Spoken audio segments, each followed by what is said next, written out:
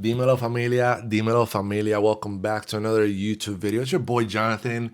It is an exciting night. It is actually 11:18, May 14th, and that means that it's midnight in the East Coast.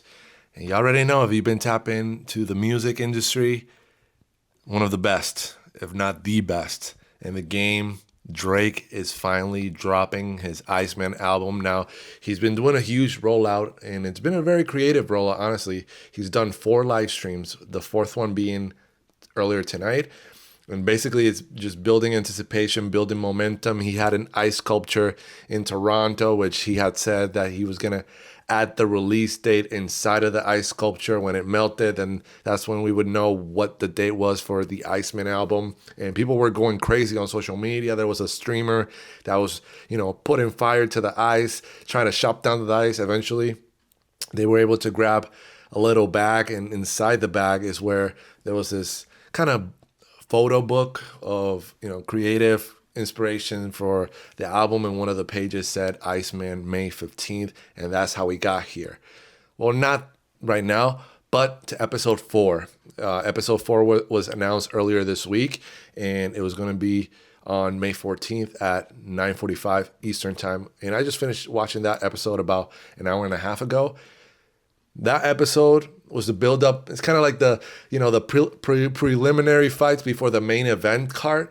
That's like how it felt. We're huge anticipation of this album for the past 2 years, ever since the beef with Kendrick in 2024. We've been wanting to hear Drake's side. He's gotten allegations against him. He's going against his label. He went kind of MIA for a little bit. He did an album with Party Next Door, 16 Songs for You in 2025. People were, wanting to see where's the Drake album, where's the Drake album, where's the Drake album. And then finally, episode 4 of Iceman dropped earlier tonight. In the episode, there was a bunch of songs that are going to be a part of this album. And at the end, spoiler alert, because right now that episode got privated or was put on private by probably Drake's team so that people can listen to the album.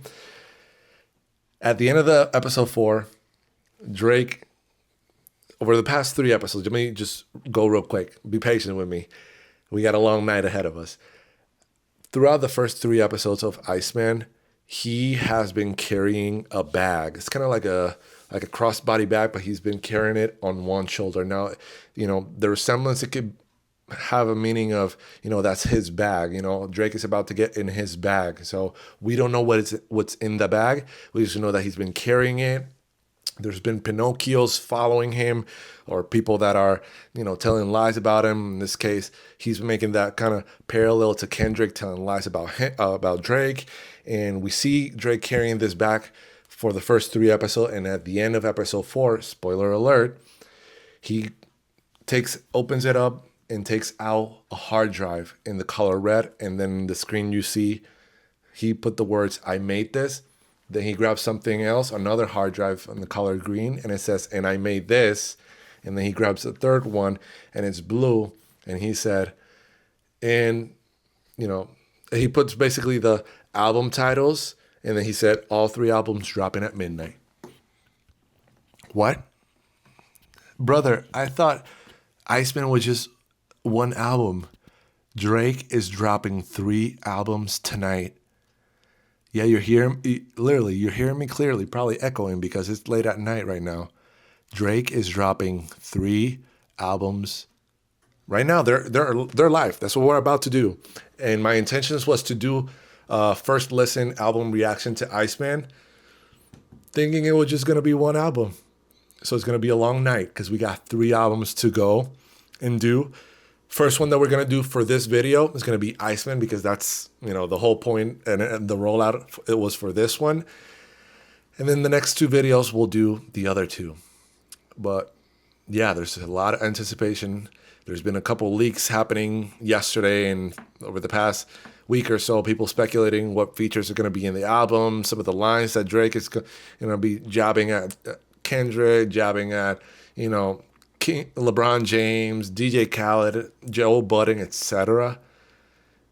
And now, without further ado, we're about to listen to Iceman. I'm excited. And as you can see, I'm gonna put the album cover right here. As you can see, is Drake doing the 6 sign, which he does kind of like his sign or his signature sign is doing the 6 because he's from Toronto. That's the area code over there in Toronto. So 6, but I'm looking at the glove, and that looks like a Michael Jackson glove. And you know what's crazy too? Like I mentioned, I don't know if I mentioned this, but he's one number one hit away from surpassing Michael Jackson as the top artist with most number one hits. So the fact that he's dropping Iceman, and the cover you see him doing his 6 God sign, his signature 6 from Toronto. But this can also be interpreted not only as a 6, it could also be interpreted as a 3. So maybe Drake all along doing this was referring to 3 albums. I don't know. But as you can see, he got the mic glove on. He about to surpass Michael Jackson, about to get a number 1 album, maybe 3 albums in the Hot 100. Anyhow, I'm going to stop talking. Let's get into this bars. Let's get into this music, because we got the first album, which is Iceman, is 18 tracks. The first album is 18 tracks. So first track is called Make Them Cry. Yeah. Ice. I'm gonna have to stop it. I don't want to be, I don't want to rage bay or do a meme or anything. But when you say listen to Drake album and it's like pausing real quick, oh my God, he's the GOAT, number 1. But you can feel by the sound, by those vocals, which I don't know who did the vocals.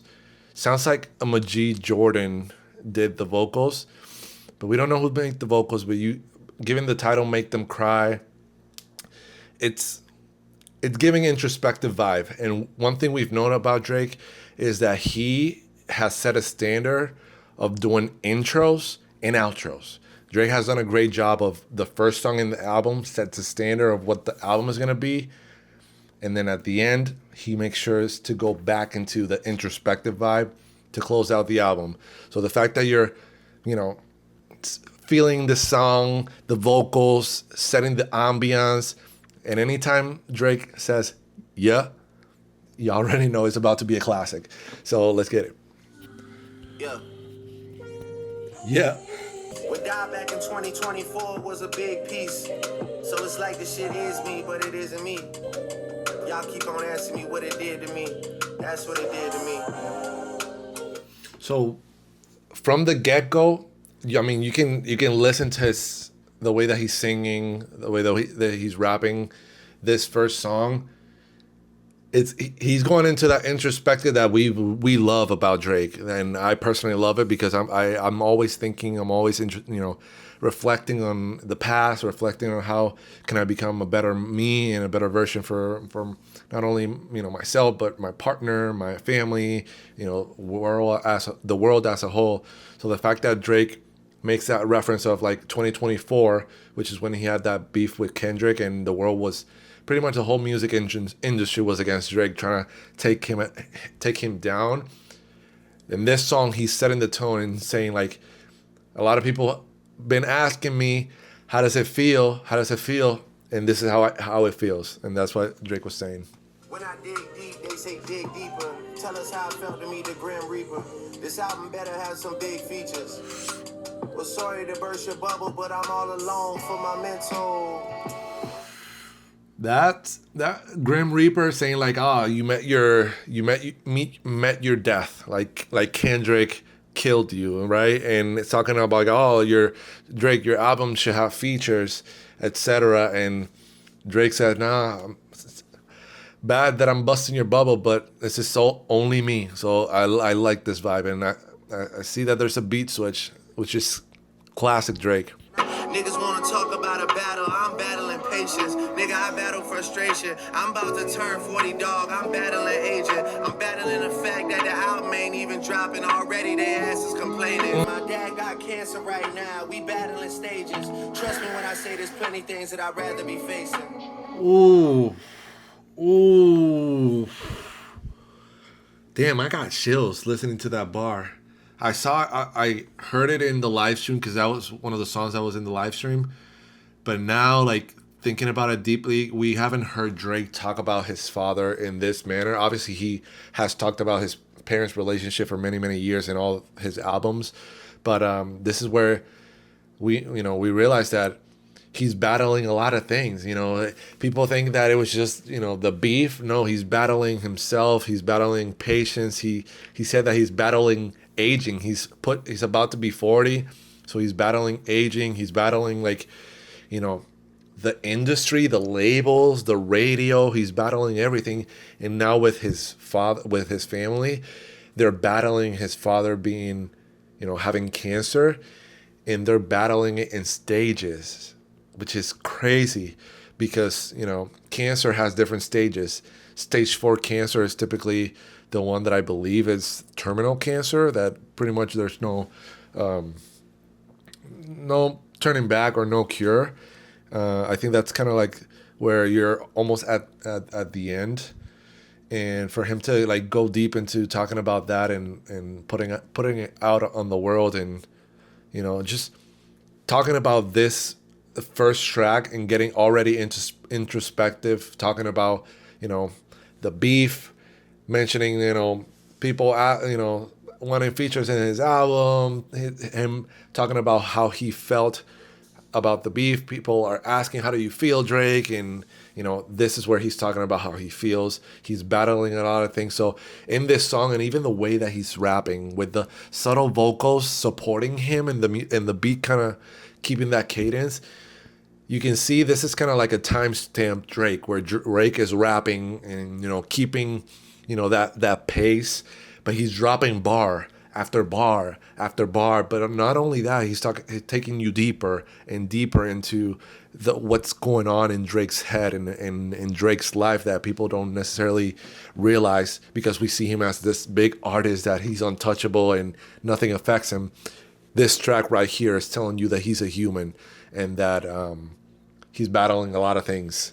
And now, not only he's battling things in the public, but now he's battling things with his family and his dad having cancer. So one question that has been in a lot of people's mind, especially sometimes even on my mind, and I haven't expressed it, is I want Drake, and everyone wants Drake fans, they want Drake to dig deeper. They want Drake to talk a lot about his emotions. I think a lot of the criticism that Drake gets is because for some of the Drake haters, or the people that don't enjoy his music, they say that Drake's music is surface level, and he's talking about women, music,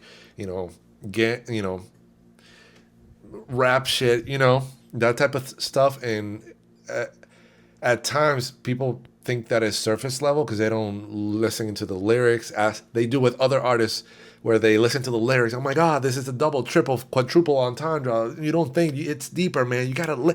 They don't do that with Drake. The real fans of Drake do that, and that's what I do.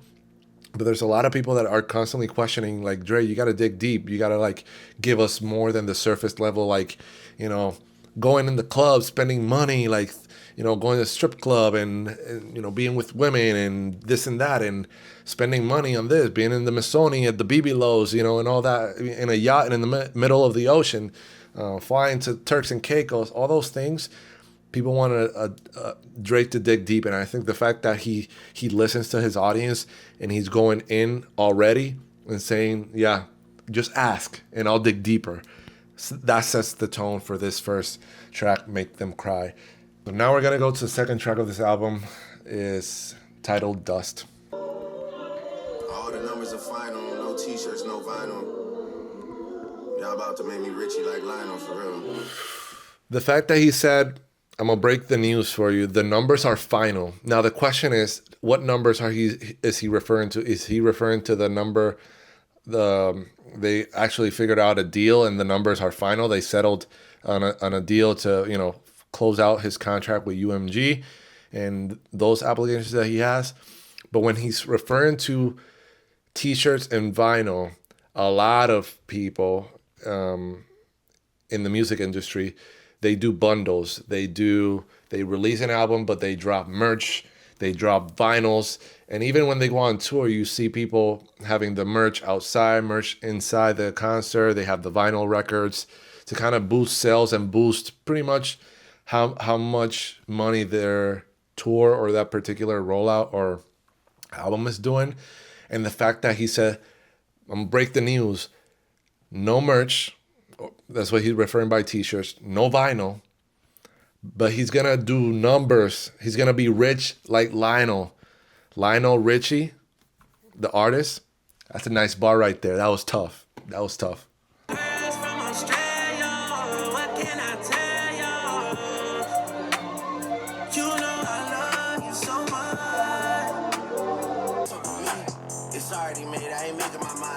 If it wasn't for me, reaching my hand, you never climbed up. Go blow the dust of your pants. This is crazy because he's basically, it's funny because it starts this song by singing, which is, I think, one of the reasons why Drake is at the top of the game is because he not only raps, but he can sing and also combine both. And the fact that he starts singing and then he starts like blowing and saying like, blowing the dust of the plaques, he's basically saying like whoever he's referring to, I'm going to say maybe it's Kendrick, right? Because the most recent beef he had was with Kendrick. He's saying like blow dust of the plaques. It means like you haven't had any new plaques.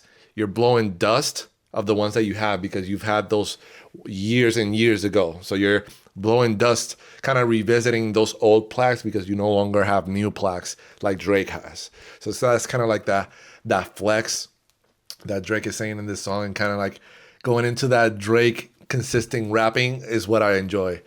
A BTC crypto big timer. I'm a corporate America hit survivor. A corporate America hit survivor. Now, what he's referring to by corporate America hit survivor, basically the whole industry made a hit on him.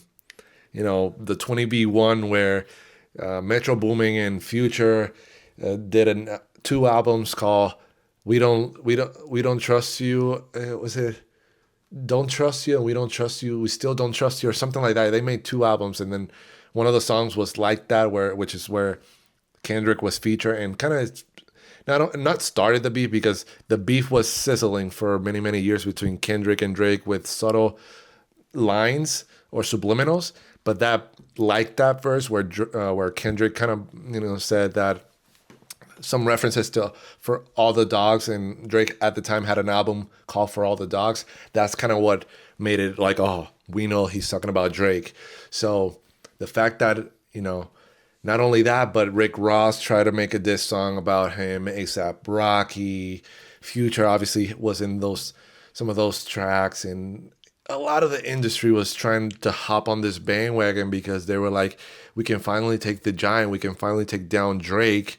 And a lot of people over the years have talked about Drake's stimulus package, and that's because Drake being at the top of the game, whatever he touches turns to gold. He, does a feature with, an artist, boom, that artist blows up, or that album that song was in blows up.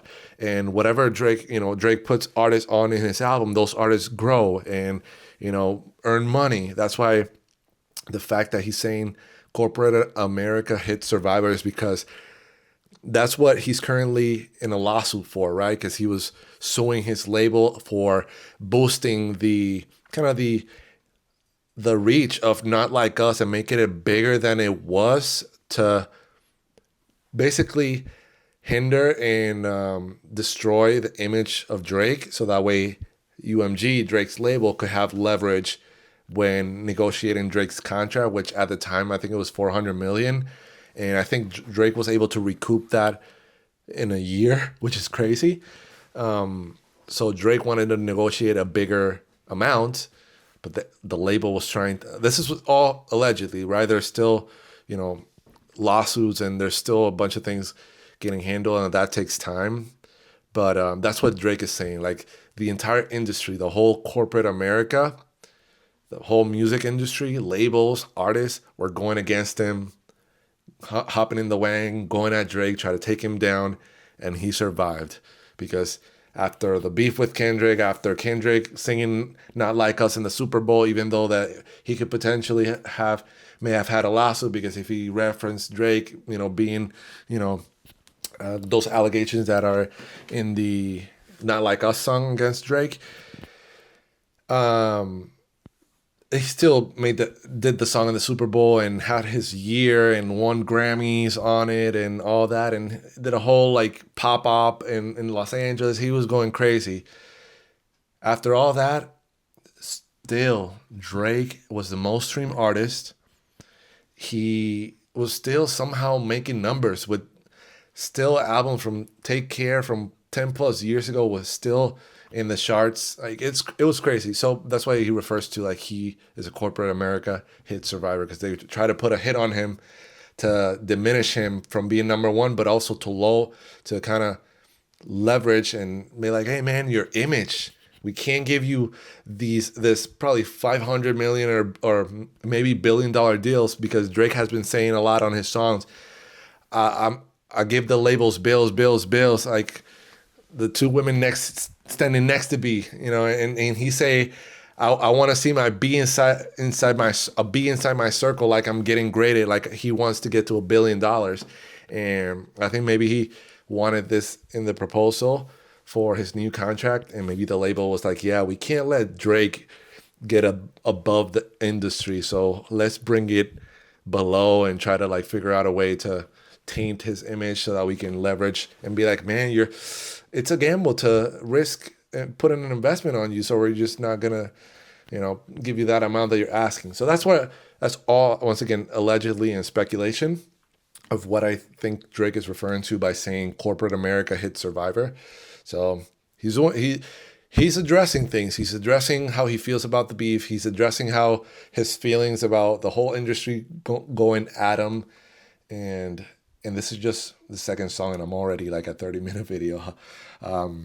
Yeah. All right. Before we get into song number 3, which is titled "Whisper My Name," I want to highlight something that I love about Drake as well, is that in a lot of his albums, the entire from top to bottom flows smoothly. One of the greatest examples is Views, his album Views.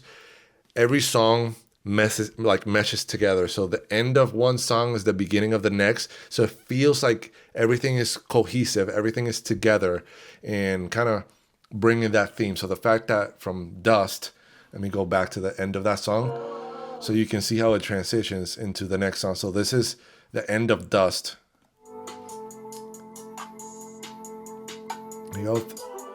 This is the beginning of Whisper My Name. So the fact that he incorporates that's kind of the essence of Drake, right? I talked earlier in the video about how Drake is great at intros and outros, but also Drake is great in his production team, 40, Oliver, everyone is great at doing that, making sure that the audience is being immersed and that the songs are meshing together. And maybe if he wants to do a switch, he can do switch halfway through a song, and that kind of changes the kind of the vibe of the song, and that's where he can go from singing to rap to making maybe like a more pop type of vibe. But I love the fact that already from song 2 to 3, we already see the transition. So we're going into the third song, which is "Whisper My Name." Heard what you said, little bro, about me. Yeah, and when you run into that Iceman, what you gonna do except freeze? You not about to squeeze. What are you gonna? That was a funny line. What are you gonna do when you come across the Iceman? Freeze? Yeah, you've been talking to bro, saying some crazy shit about me, and now what are you gonna do when you face the Iceman?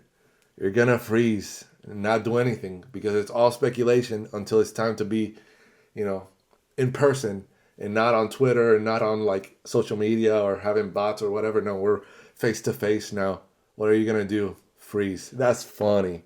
That's crazy. Not in the streets. I'm cutting niggas off at the knees. They ain't no standing on business with me. If I'm Ooh. Ooh. Damn, what a line.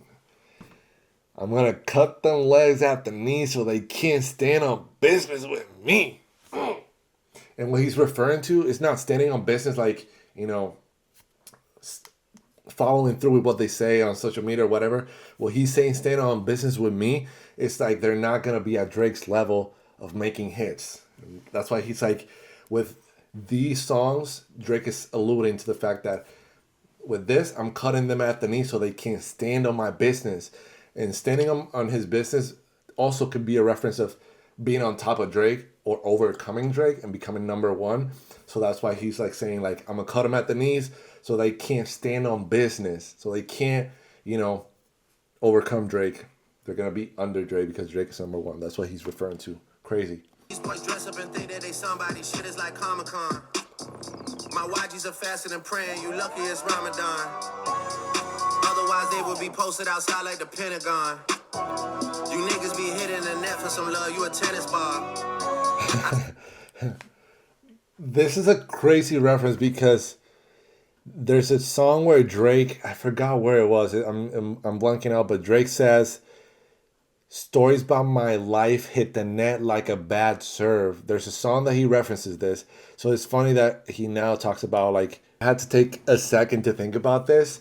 And the line that I mentioned, "Stories about my life hit the net like a bad serve," it's on Drake's 6 p.m. in New York, which is off his mixtape. If you're reading this, or his album, if you're reading This Is Too Late, is the last song on that album, or that mixtape, where he says, "Stories about my life hit the net like a bad serve." So now he's like talking about, you hit the net like a tennis ball for love, because you don't get love in real life.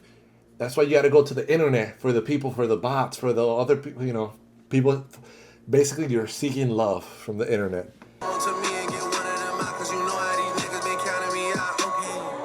At the end of the verse or the song, Drake says like, these people are counting me out.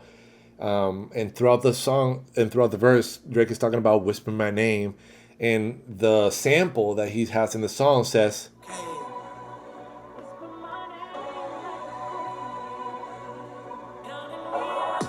"Say whisper my name like a," and then says something like, nah, nah, nah, "counting me out." That's a lot. So it's tough. I love the fact that he incorporated the sample in his verses, but at the end, listen how he says "counting me out," and then lets the sample say "counting me," like whisper my name, da, da, da, "counting me," and the beat drops again, and that's the outro.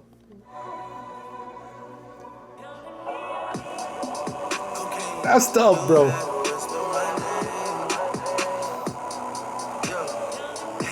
So far, I'm loving this album. I love the vibe, the introspection, to set up the tone at the beginning of the album with the song "Make Them Cry," then going into the rap aspect of it, the Drake that we know that can put pen to paper, even though there's been a lot of speculation over the years that Drake has ghostwriters, and this has been kind of a stain in Drake's image or his rapping career, is because he collaborated with a few artists, or he had collaborators that made reference tracks for him, and people were like, "Oh my God, Drake doesn't write his raps and all this." And this has been one of the ships in Drake's shoulders that has pushed him to be great, is because even though he maybe did a couple reference tracks, a lot of the work he's put in by himself. And even he has said in interviews that he feels that his biggest talent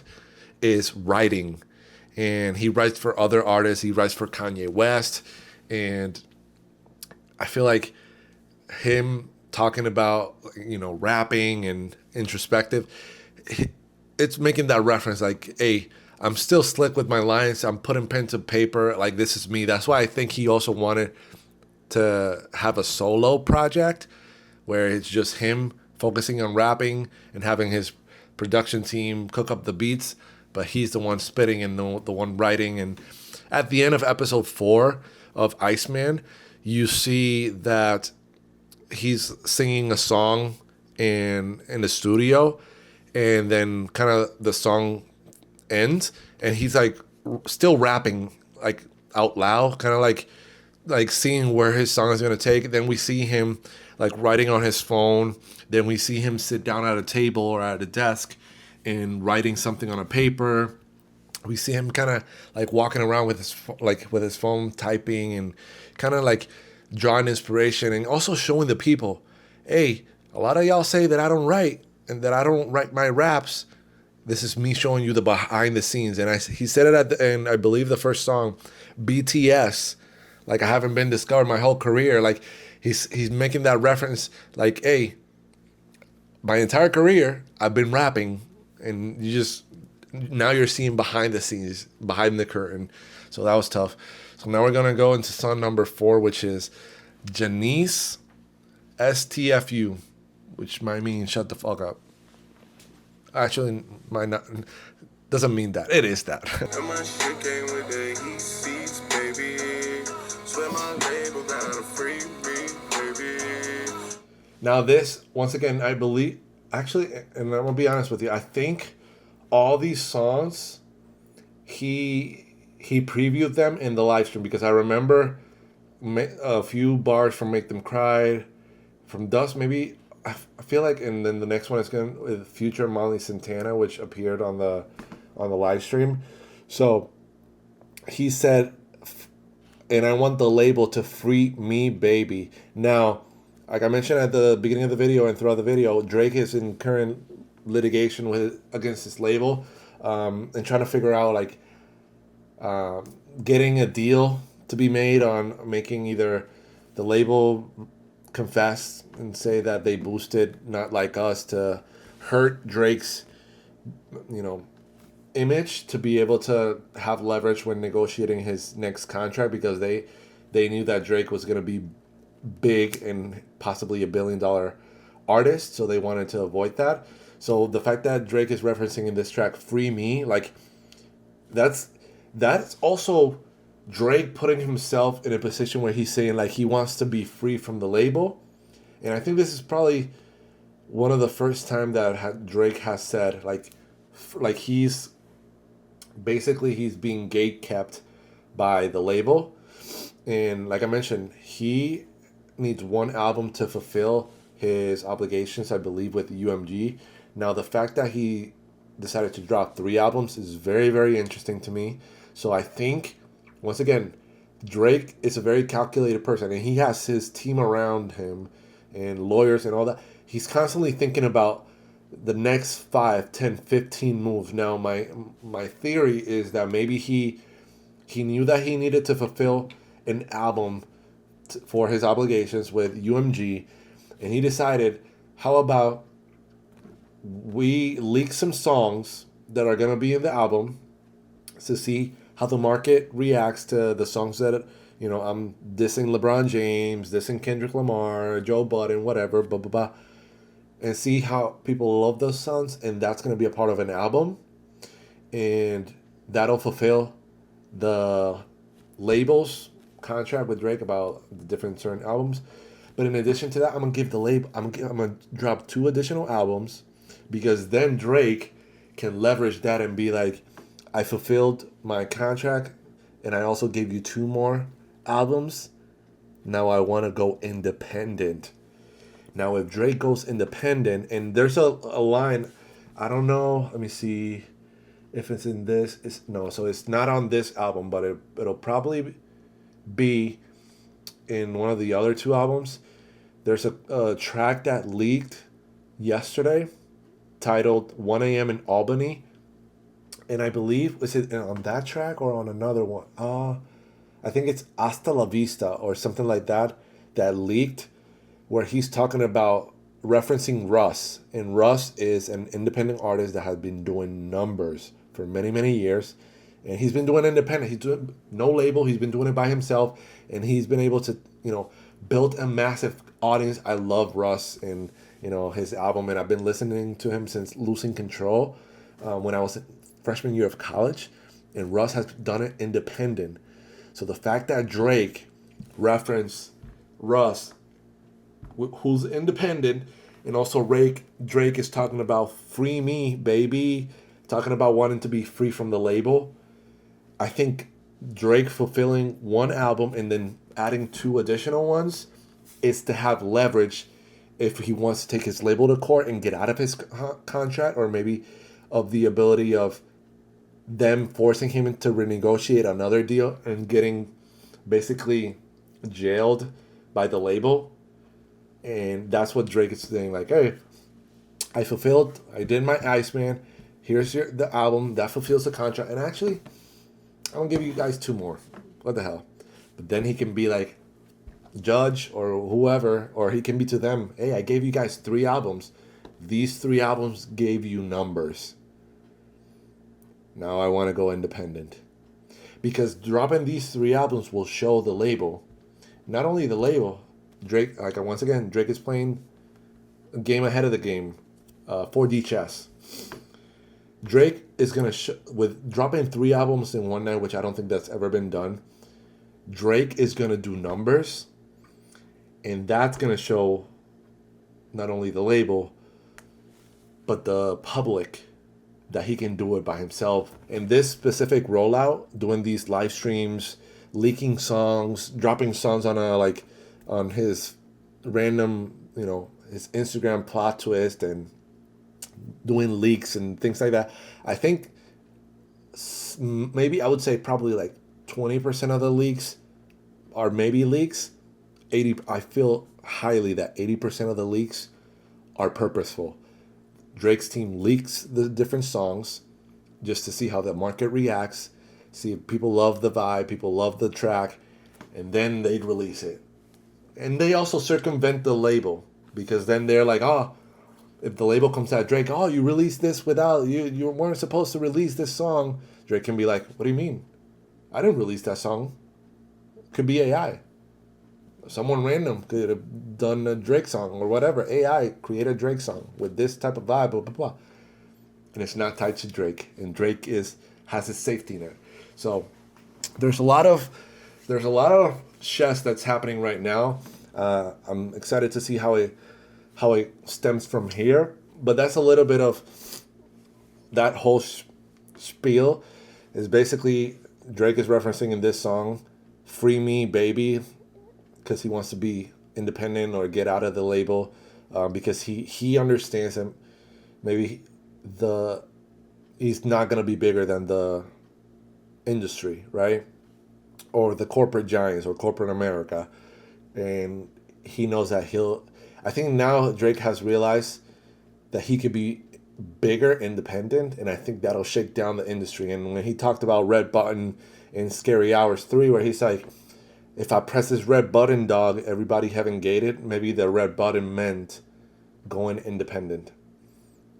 And because then that'll disrupt the whole industry, because now up and coming artists are going to realize, wait, if Drake is the biggest artist and he's not signed under a label and he's doing numbers by him and he's doing whatever he wants, I'm going to do the same thing. I'm going to follow Drake instead of signing with the label. And the labels are going to be at a very bad spot, trying to get up and coming artists to sign with the labels. So they're going to be like, nope, I'm going to do it my way. I'm going to post on YouTube. I'm going to post on SoundCloud. I'm going to do live streams. I'm going to put my songs on TikTok or Instagram and let them go organically viral and let the fans and the public enjoy it without any restrictions, any whatever. There's a lot happening. There's a lot there. So anyway, let's get into it. It's going to be a long video. I'm going to try and cut it down so that you guys are not bored to death. I hope that you guys find this very insightful. I love talking about music, and especially when it comes to Drake. I've been following him since, like I mentioned, Take Care was my first introduction to Drake. And ever since then, I've started to listen more to So Far Gone, Thank Me Later. And then from Take Care, obviously, listening to Nothing Was the Same, If You're Reading This Is Too Late, Scorpion, Certified Lover Boy, Her Loss. During the pandemic, Dark Lane demo tapes, Care Package, to most recently, Honestly Nevermind, Her Loss, Sexy Song I've listened to every Drake album. So I'm excited to continue with this song. We're song number 4.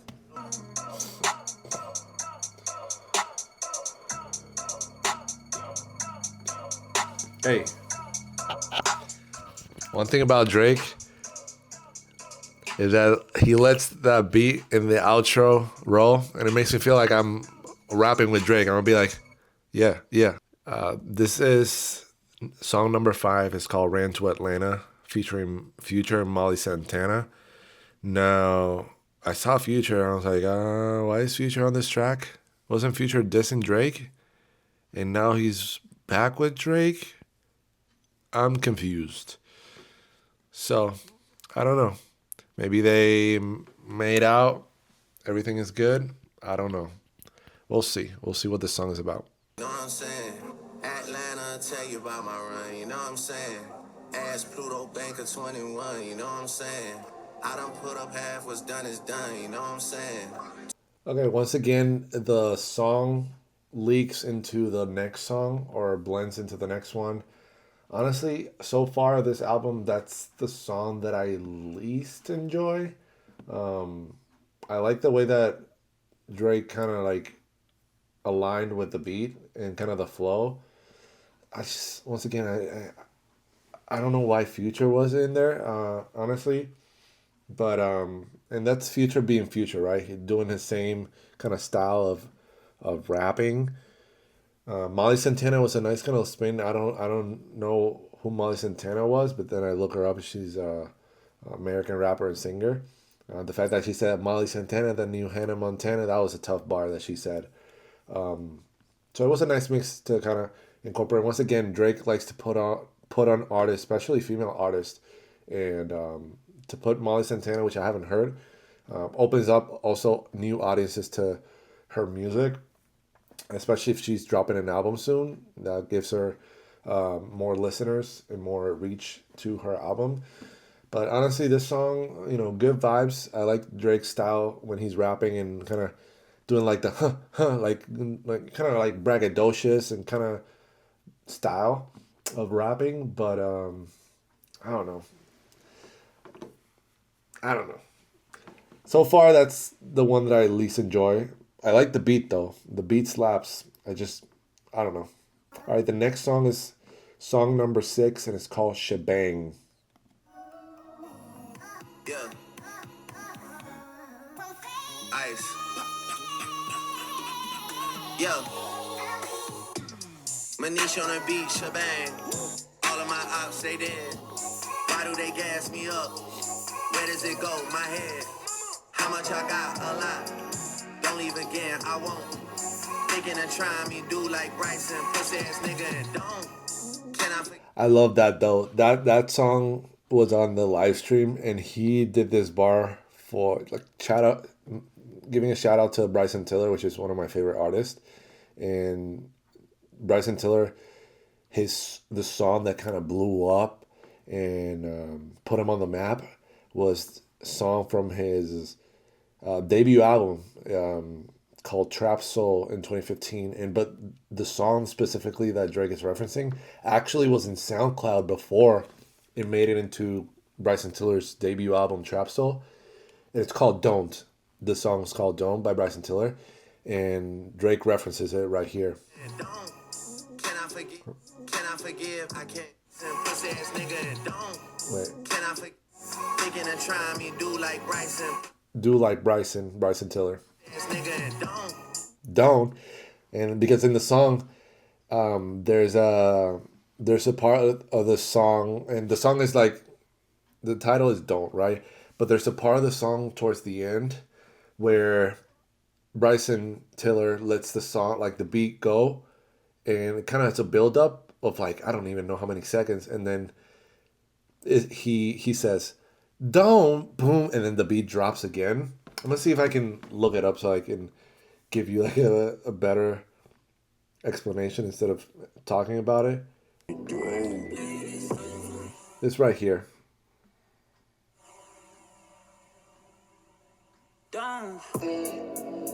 And that was a huge thing back then, man. There was a challenge on social media many years back where people were like trying to like listen to that part and try to do the don't at the same time that Bryson was doing it, because it wasn't a specific like 1, 2, 3 don't.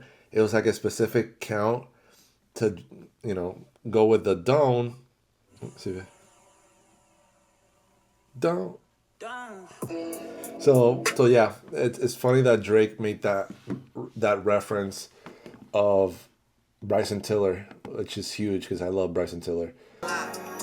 don't leave again, I won't. Thinking of trying me, do like Bryson, pussy ass nigga, and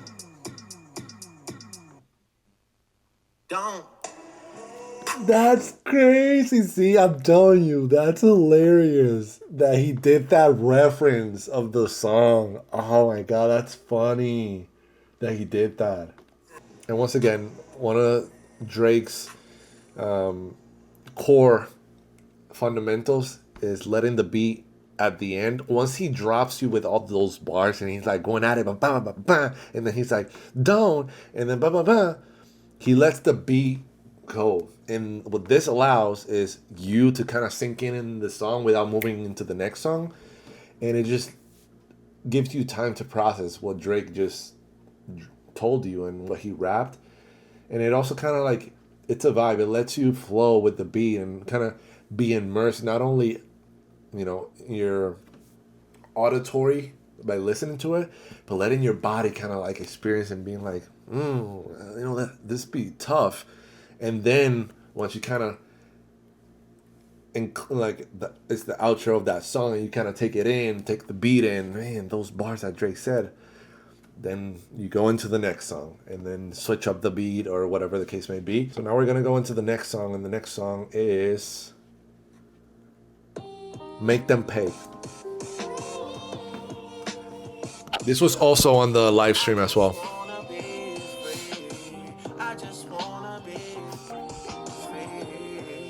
So he's alluding to wanting to be free. Now, we'll see what he refers to free. Obviously, a couple songs ago, we talked about he wants to be free from his label. But I think he might be also referring like he wants to be free of like I don't know. We'll see. He might go somewhere with this.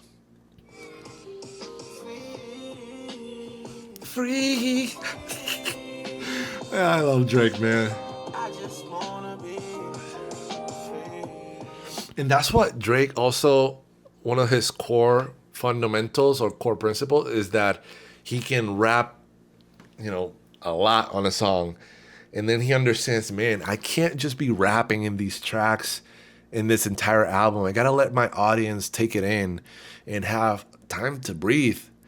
And this song allows you to kind of go from the shebang, which is like rap, blah, blah, blah, this and that and the other, to now it's like he's singing and you're like, hey, it's like a different vibe. So he's taking you through like an experience, an immersive experience of like you're rapping and you feel like, you're a part of it. Like, let's get it. And then it's like free.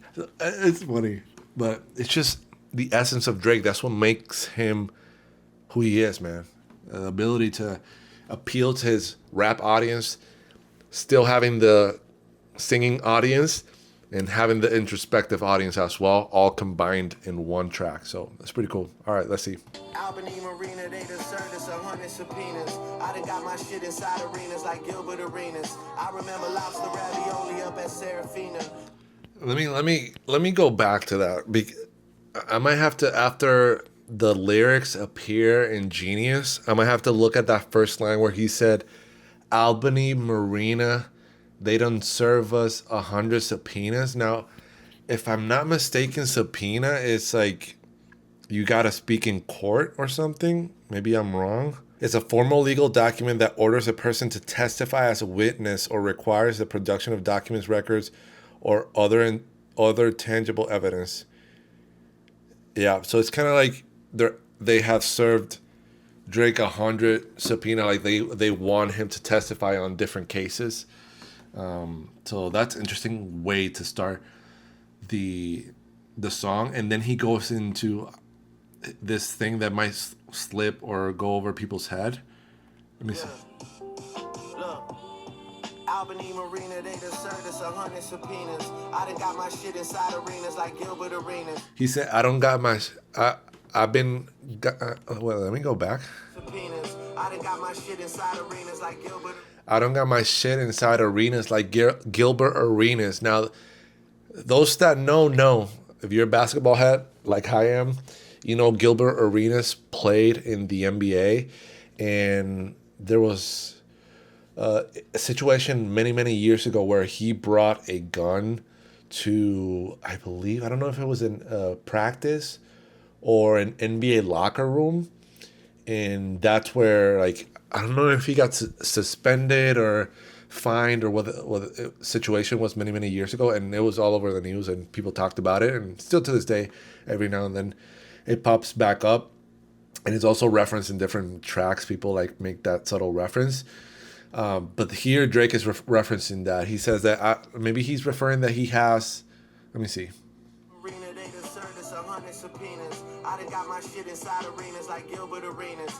So maybe he's referring to that. Hey, he has people on his team that carries different things to protect Drake inside arenas, just in case, like Gilbert Arenas. Like Gilbert Arenas brought his, gun to like the NBA locker room. So that's maybe what he's referencing, Drake. Like, hey, people are bringing stuff to protect me in case things go left. So that's a very subtle way of saying it.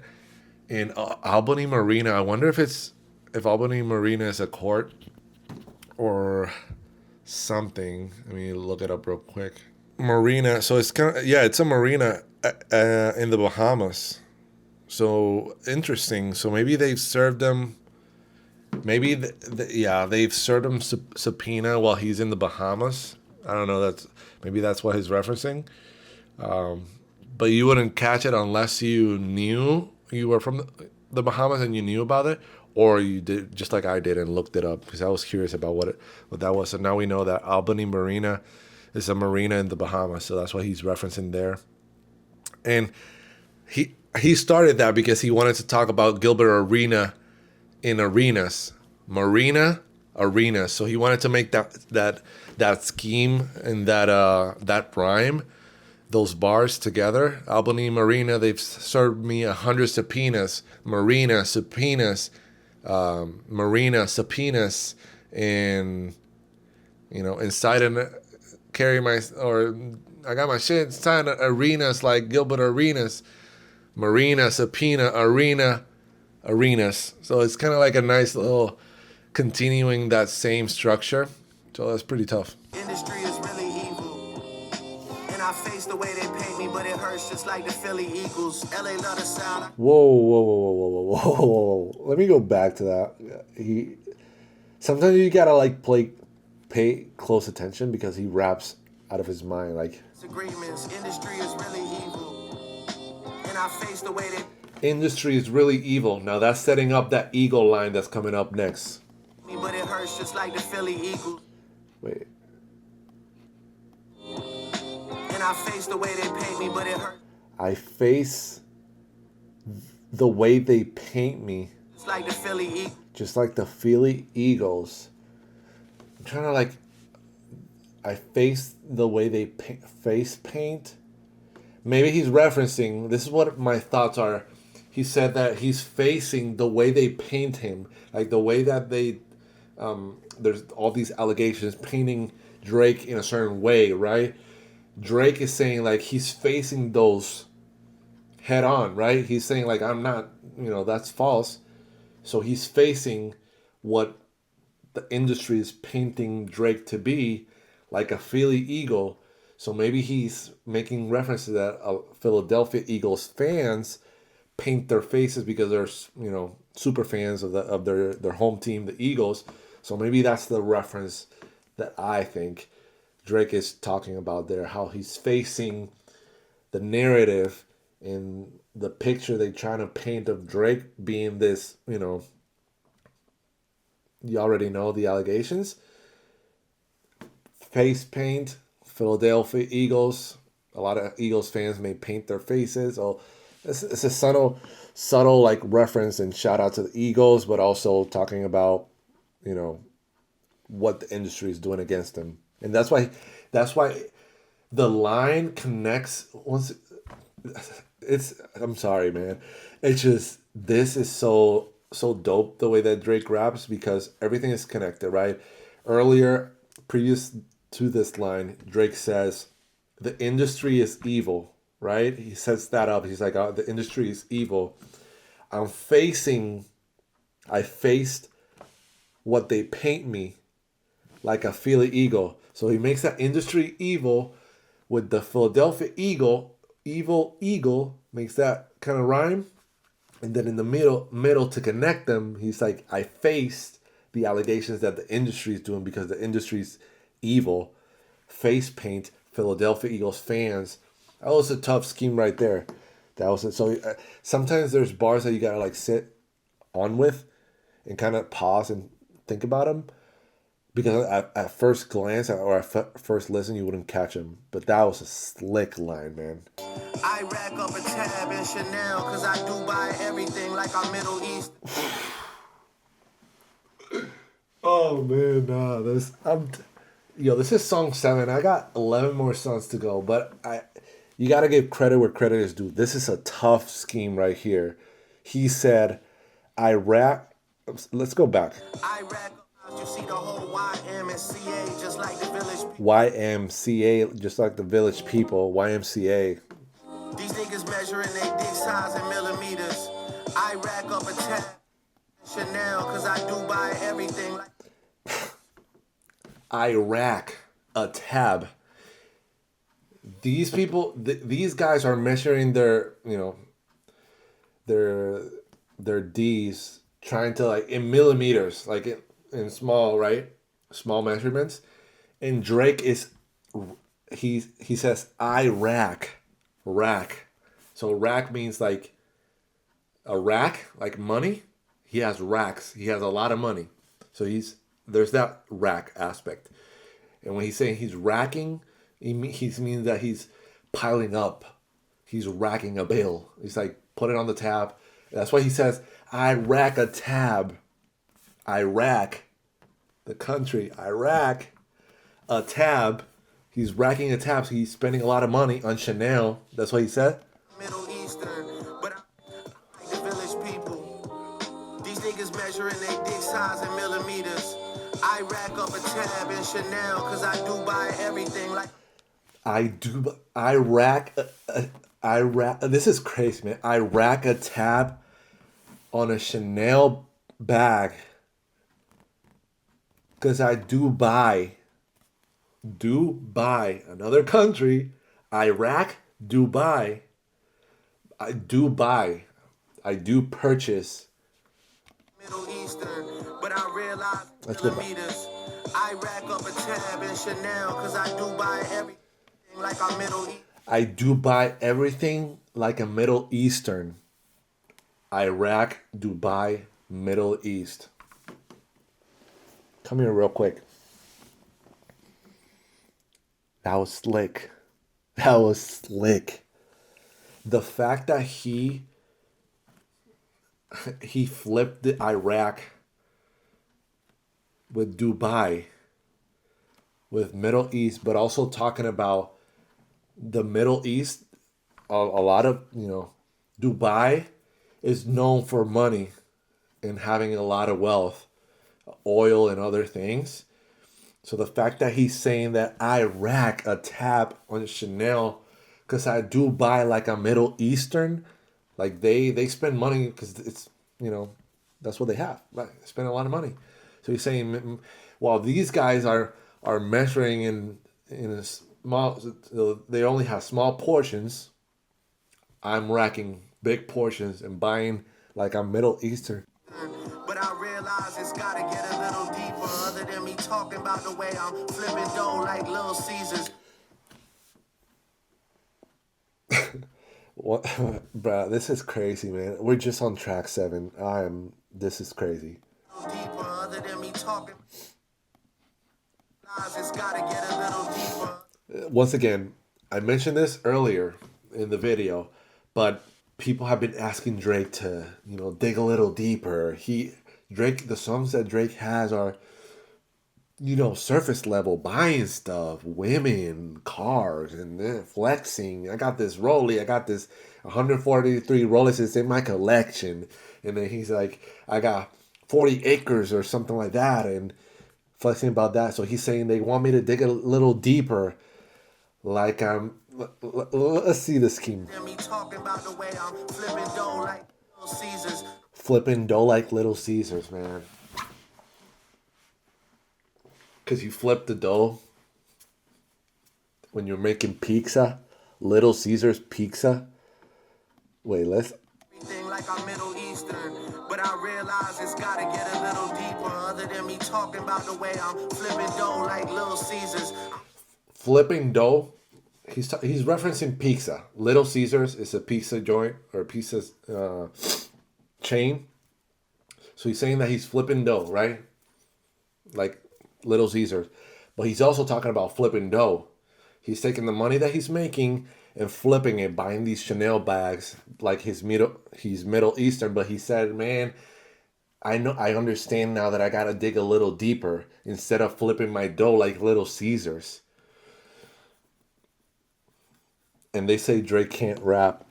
And they say Drake can't write. They're crazy. And now they got a new goal and we gotta test the position. Damn, who is this guy for real? I guess a magician. 100 million streams vanished. No one got questions for niggas. So, man, make them pay. That's what the song is called. And he's literally trying to, making them pay.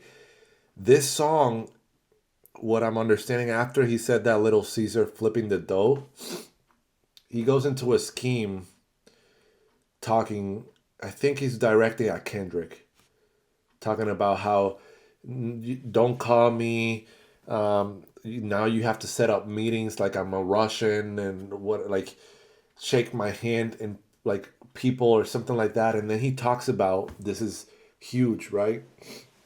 Recently, because of the legal battles that Drake and UMG has, they've been platforms like Spotify and Apple Music. They've been trying to hunt down the the streams and the bots and all that situation. And apparently, they say allegedly that a bunch of the streams that Kendrick had, he went from like, I don't know, hundreds. He lost like 100 million streams or something like that. Apparently, because it was probably bots.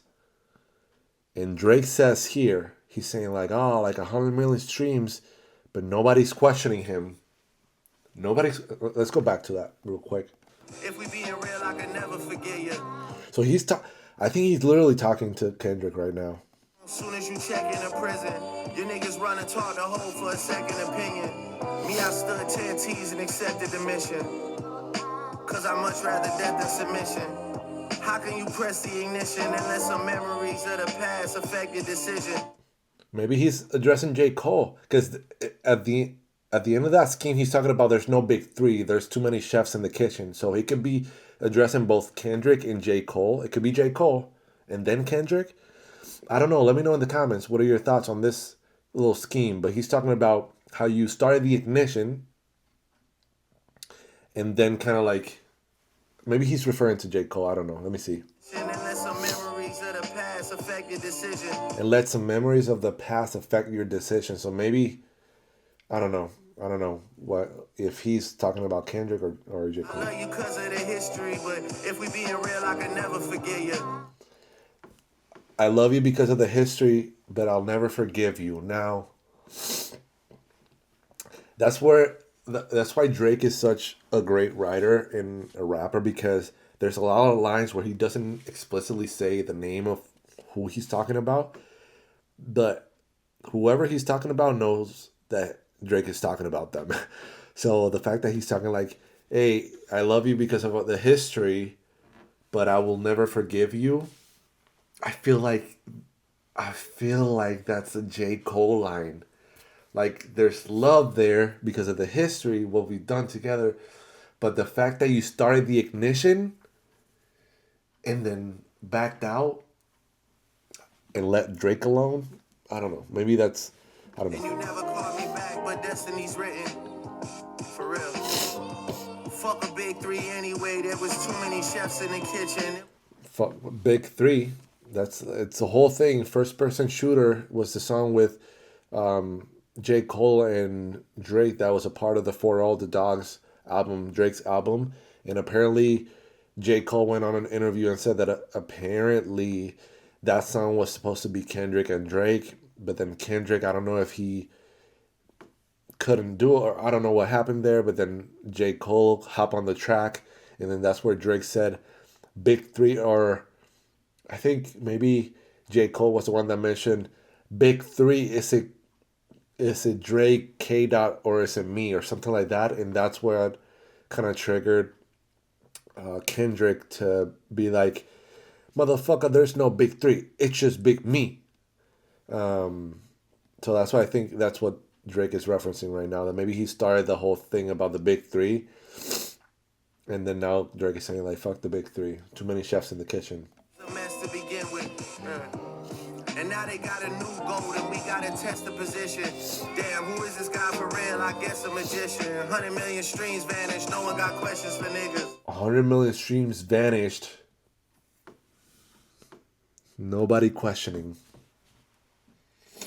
That's people have been very public, and even artists in the industry, Rick Ross, other artists have been going at Drake. Allegation, this and that and the other, questioning him, questioning his blackness. He's saying that Drake is a culture vulture, all these things. But when the numbers come out and 100 million streams vanished, and Drake is talking about UMG, they used a lot of bots maybe to push Not Like Us, and now comes to light that 100 million streams just vanished. Remember what Drake said in, what's it, Family Matters? Drake said, your darkest secrets are coming to light. It's all in your face like what happened to Mike. The truth is coming to the light. Those streams, that song, blew up and all that. 100 million streams just vanished and nobody's questioning him. That's what Drake said right there in that song. Now, I hope that this starts the conversation.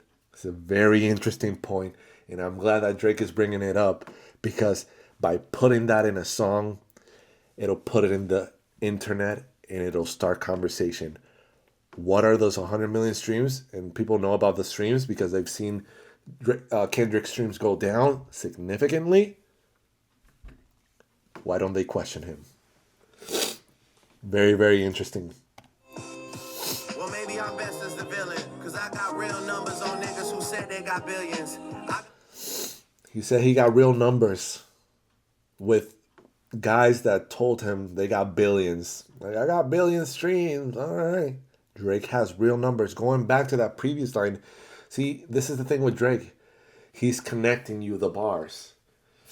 From the Gilbert Arenas to the Iraq, because I buy Chanel, because I do buy Chanel like a Middle Eastern. Then you go into flipping the dough like Little Caesar, blah blah blah blah blah. He had the line, the bar, and then he goes into like fuck a Big Three. There are too many chefs in the kitchen, and then talking about 100 million streams vanishing, but nobody's questioning, vanishing, questioning, little rhyme. And then now we go into this.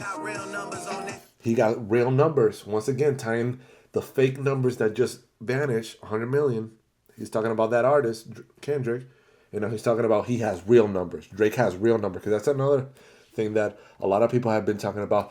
Oh, but UMG also has pushed Drake and maybe has used bots on Drake's numbers and streams. And that's why Drake has these streams. And Drake is telling you, I got battery died on me. But what I was saying is that Drake right there was saying like he got real numbers. His numbers are not vanishing like other artists.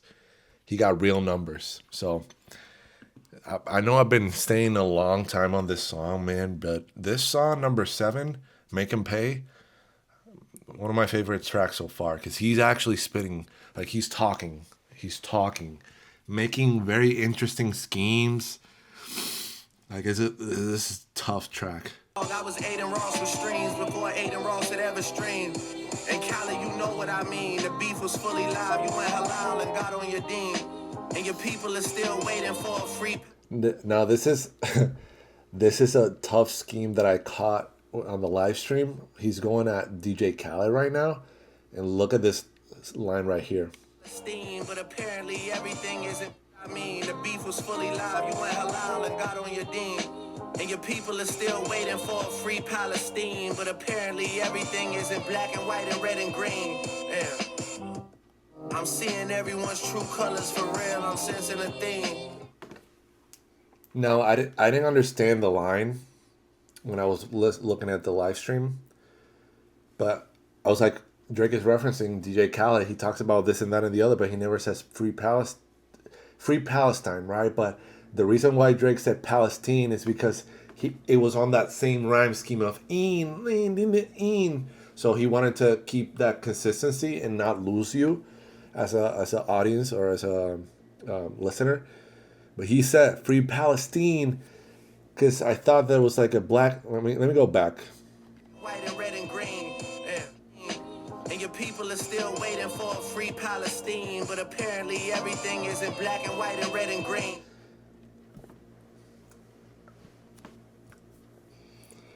Free Palestine. Then he goes, but I guess everything is not black and white, red and green.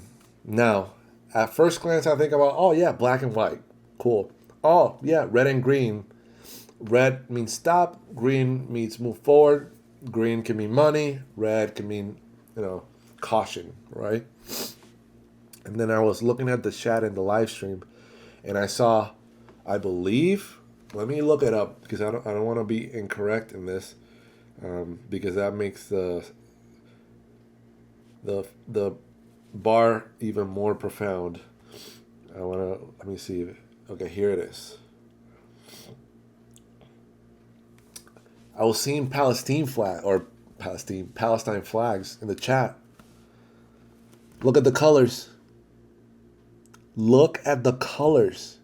This is Palestine's flag. Maybe it's pronounced Palestine. Help a brother out. Let me know the pronunciation. I hope it's Palestine, but if it's not, it's Palestine. But this is the colors of the flag. Black and white, red and green. Black and white, red and green. Tough, bro. I'm telling you. Slick lines. And it stays on the scheme, and it stays on the, it doesn't disrupt his flow.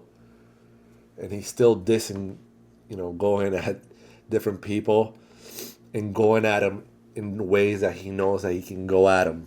Because he knows, you've been talking about this and that and the other, but your people are telling you, free Palestine. But you're not showing up for your people. I guess it's not black and white or red and green like the Palestine or the Palestine flag. So basically, what Drake is referencing is basically saying or alluding, hey, maybe you're not free Palestine like your community is. And it's, once again, painting narratives, putting these lines that are going to go into the public that people are going to be like, oh my God, look at this line going at DJ Khaled. It starts conversations. Very interesting scheme right here. This song is going to be, I hope that this song gets the appreciation because right now, I would say probably out of all the songs so far of the 7, Ran to Atlanta is the one that I like the least. Make Them Cry, which is the first one, I'll probably say that's top 2. But right now, this song right here, Make Them Pay, it's my top of this album so far. And we're seven songs in, but this song he's spitting. Like he went at Kendrick. Maybe, no, actually he started talking about the industry. Did he say on the, yeah, I think in this track he said the industry is evil. Because I face the paint like a Philly Eagle, and then he went to Iraq. Wait, let me see if all of that was in this song. Inside arenas like Gilbert Arenas. I remember lobster ravioli up at Serafina. I was in a dream hotel before. Dip said they really mean it. Hurts just like the Philly Eagles. LA love the sound. So he had the Gilbert Arenas inside the arena scheme. He had the industry's evil. I face the paint that, the paint like a Philly Eagle. He had that scheme right there. Then he has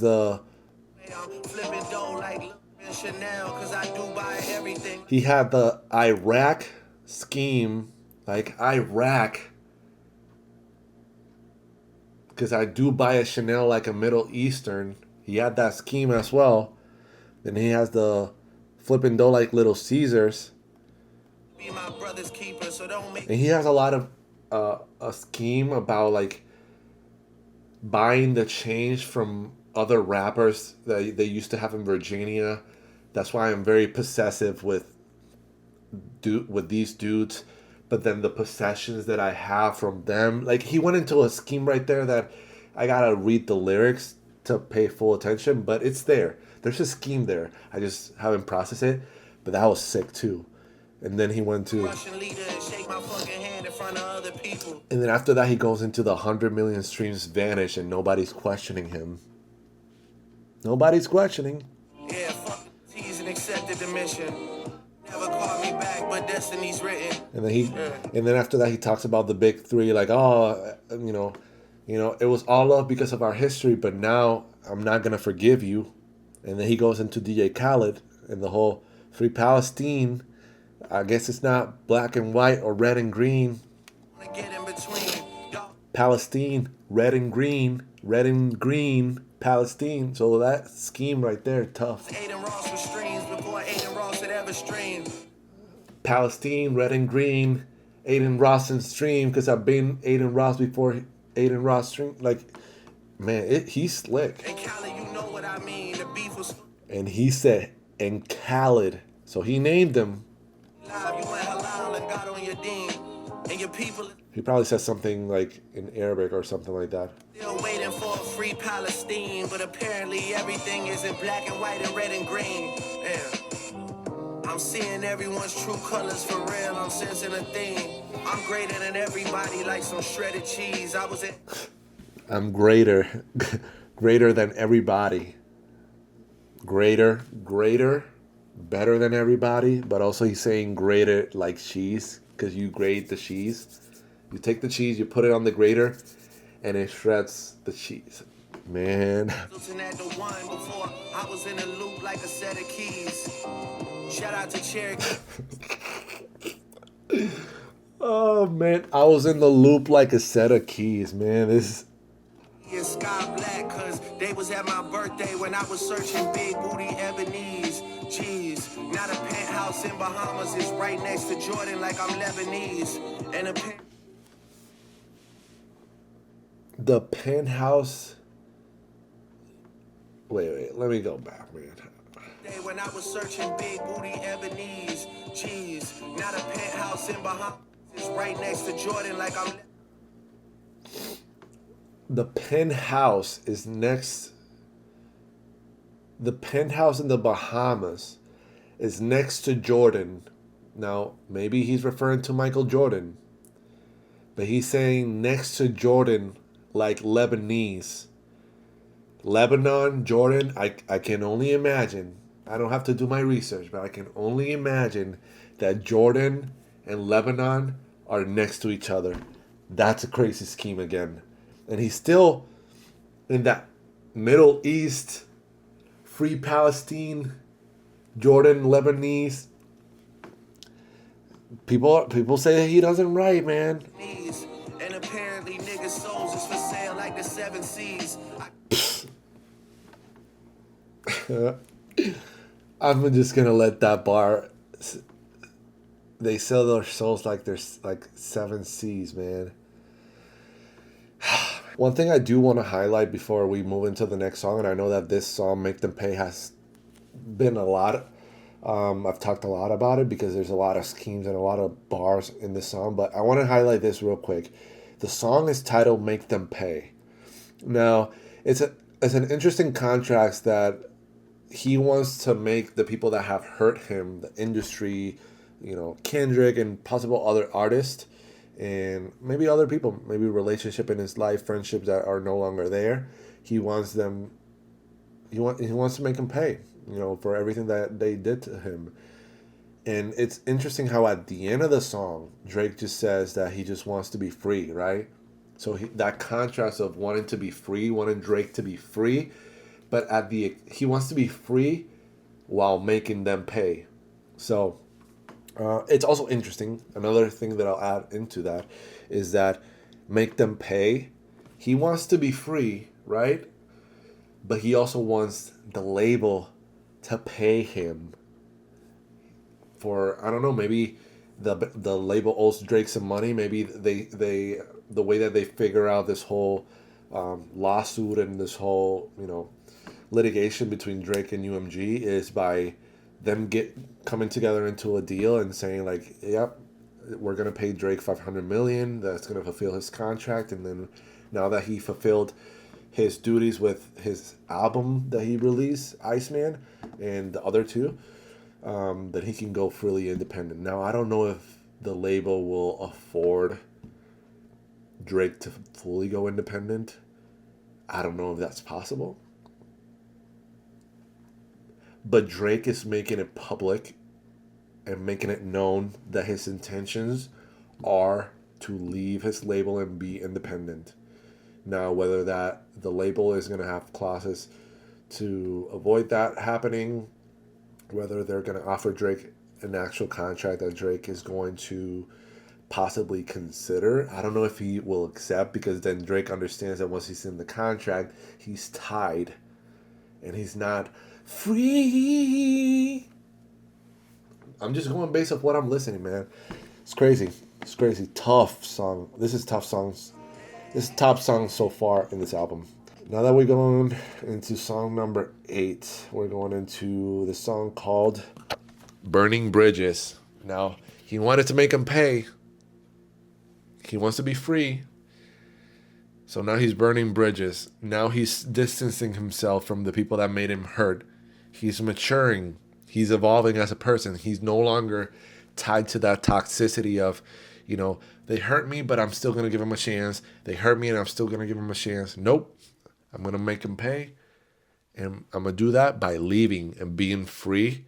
Free of that energy of wanting revenge. Free of that energy that, I want to get my get back. And maybe that's the battle that Drake is having in this song. Is he wants to make him pay, but he also wants to be free. And the only way that he can be free from his label, obviously, is by them paying him, but also by Drake kind of like stepping into a level of maturity and understanding, like, man, like, I just can't give that too much energy. I got to worry about my family, which he mentioned at the top of the album in the song Make Them Cry, where his dad has cancer. So now Drake is starting to understand, like, all this thing doesn't matter, man. I just want to be free. I just want to take care of my family and burn the bridges. So Burning Bridges is the next song. I love music, man. And let me tell you, especially when it comes to Bob Boney, Drake, Bryson Tiller, Russ, that's my favorite artist, man. And anytime they drop music, especially this album has been there's been so much anticipation, the rollout, what is Drake going to say after the whole beef? And this is his time to address everything, that's going on in his life, with his disputes against the label, his battle with Kendrick, his battle with the industry, and maybe his family issues and things that he's going in his personal life. So one bar that I think I forgot what song it was, but he mentioned about, talking with his therapist and seeing through their glasses, them seeing Drake and not being able to see himself in the glasses. I thought that was a very powerful line. So it's like, he's like, I don't know, maybe he's maybe he's portraying, like, I'm seeing myself through my therapist's glasses. Maybe he's two things. Maybe he's starting to embrace himself, understanding his traumas, understanding some of the things that have shaped him, some of the things that have caused him to make certain types of decisions, both in his personal life, but also as an artist. But also it might be him like a reflection, seeing himself through the glasses, it's kind of like a way of him also to be introspective and thinking about it in a more therapeutic way where he can process his emotions. In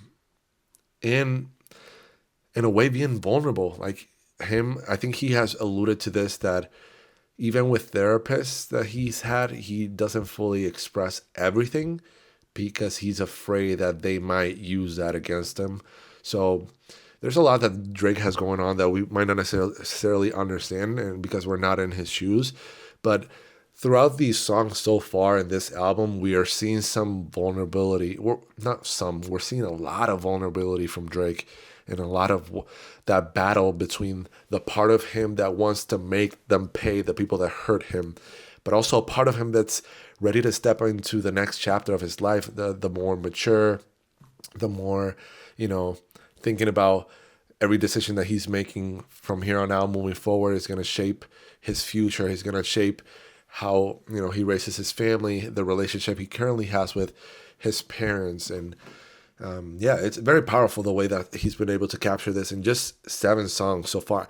There's still 2 albums that I need to listen to, which I don't think I'm going to listen to them tonight, because after this video, after I finish listening to the entire album, I'm going to work on editing it and posting it.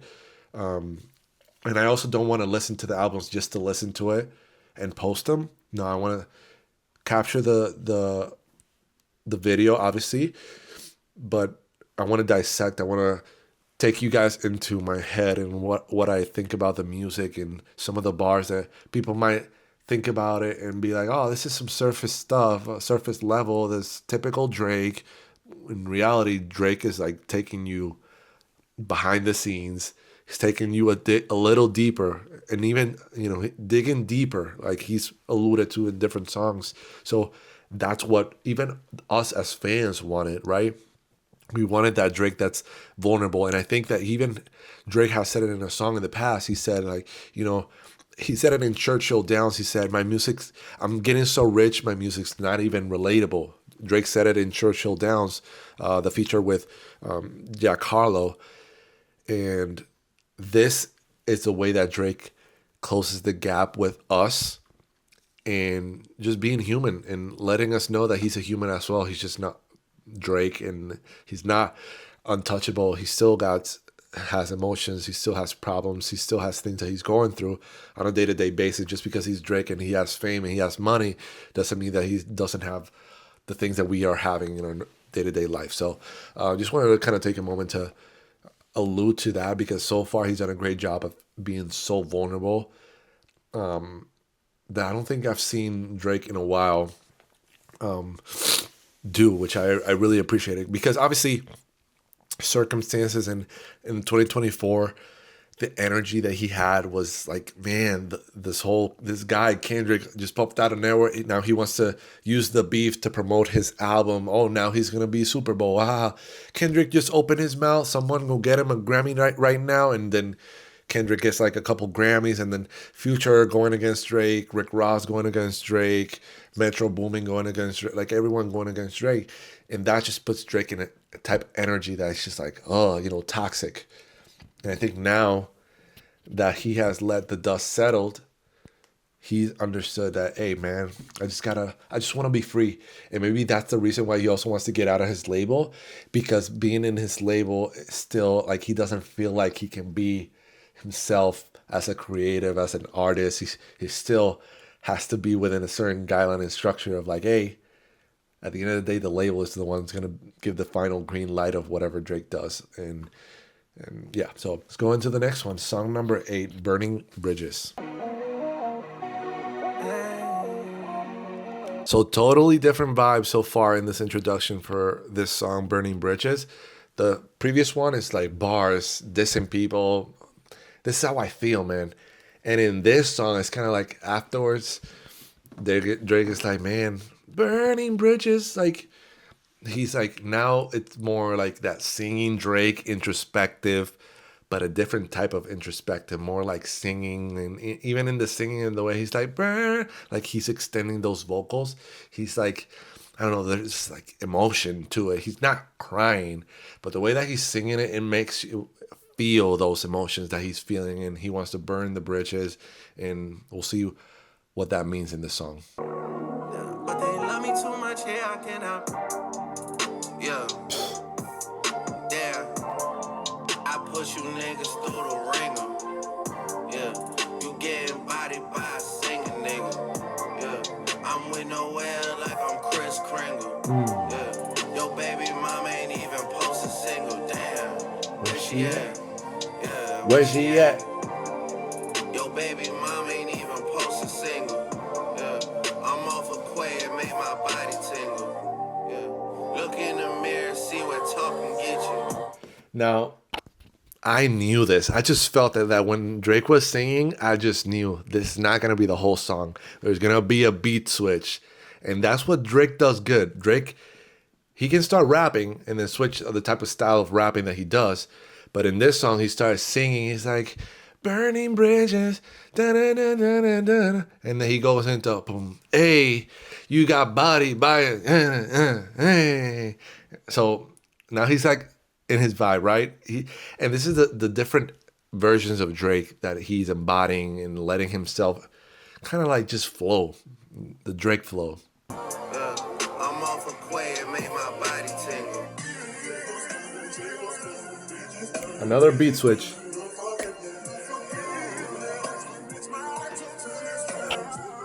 This is a sample. Maybe we'll get a little outro here. There we go. Yeah. Where she at?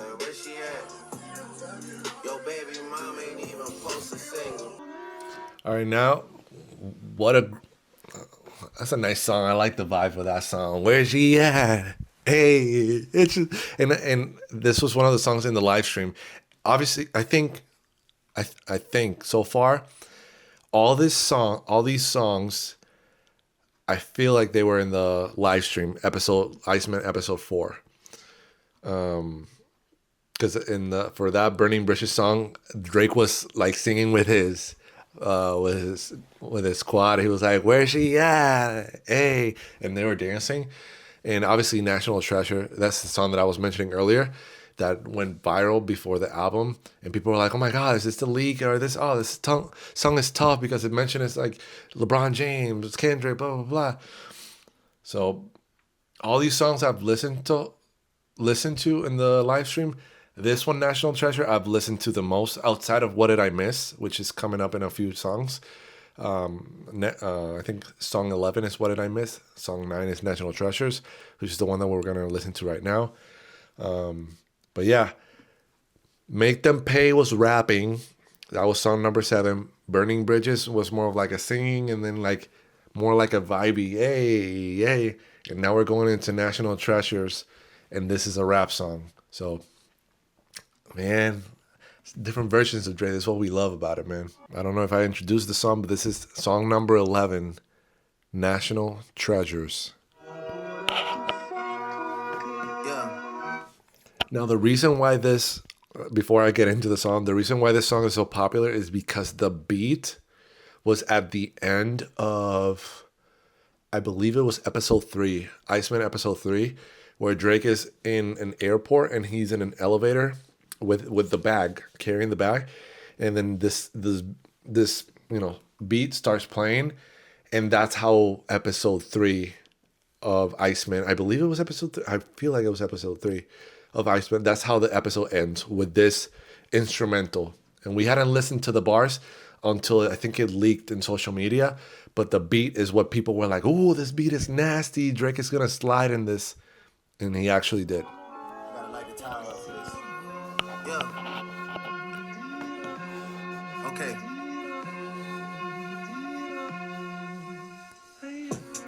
Out in the 6, I'm a national treasure. The niggas that bad me gon' bad me forever. R.I.P. Kobe, but y'all niggas brokey. That's probably why y'all be shacking together. Capo and leader got habits together. Like couples vacation, they packing together. Like rushing to finish, they'll slap it together. The charges like COVID, they'll catch it together.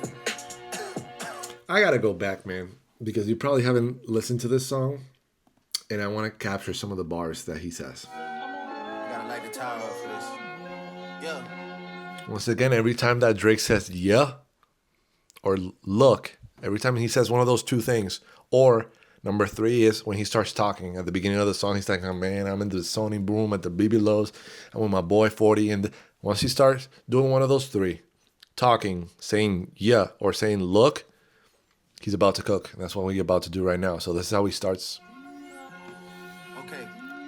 Okay, that's another one.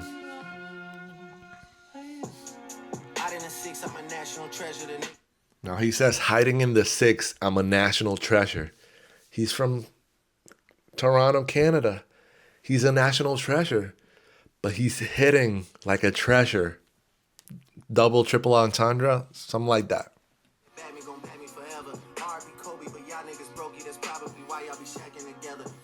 Now, R.I.P. Kobe, rest in peace, my guy Kobe Bryant. So he's referencing Lakers legend, NBA legend, Hall of Famer Kobe Bryant. And then he's saying like R.I.P. Kobe. So he's giving shout out to Kobe, R.I.P. Kobe. But you guys be chacking together. So chacking, I think it's just like I don't know what chacking means, but I don't know if it's like, I don't know what chacking means. But Shaquille O'Neal, goes by Shaq, was Kobe's teammate in the Lakers. They won 3 championships in a row. So that's why Drake is making this scheme and saying, R.I.P. Kobe, rest in peace, Kobe. But you dudes be shacking together. So maybe shacking means like joking around, but you guys are joking around. Like something like that. Fuck all you pussy man who can relate. Might just go take me a walk by the sea. They diss on a boy till they blue in the face. I put on faces that's blue in the safe. They dissing the boy till they blue in the face. Blue in the face means that they're basically what he's saying, they're dissing Drake too much, that their face is turning blue. But Drake is saying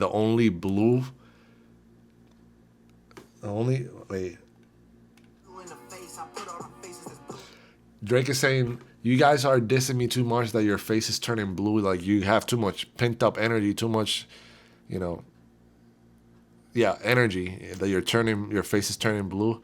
Meanwhile, me, Drake, is putting the faces that are blue in the safe. Blue faces mean cash, 100 bills, or money. Basically saying he put in the faces that blue in the safe. He's putting money in the safe. He's stacking cash. That's what Drake is saying. Y'all complaining, this and Drake, blah, blah, blah. Drake is still making money and saving some money.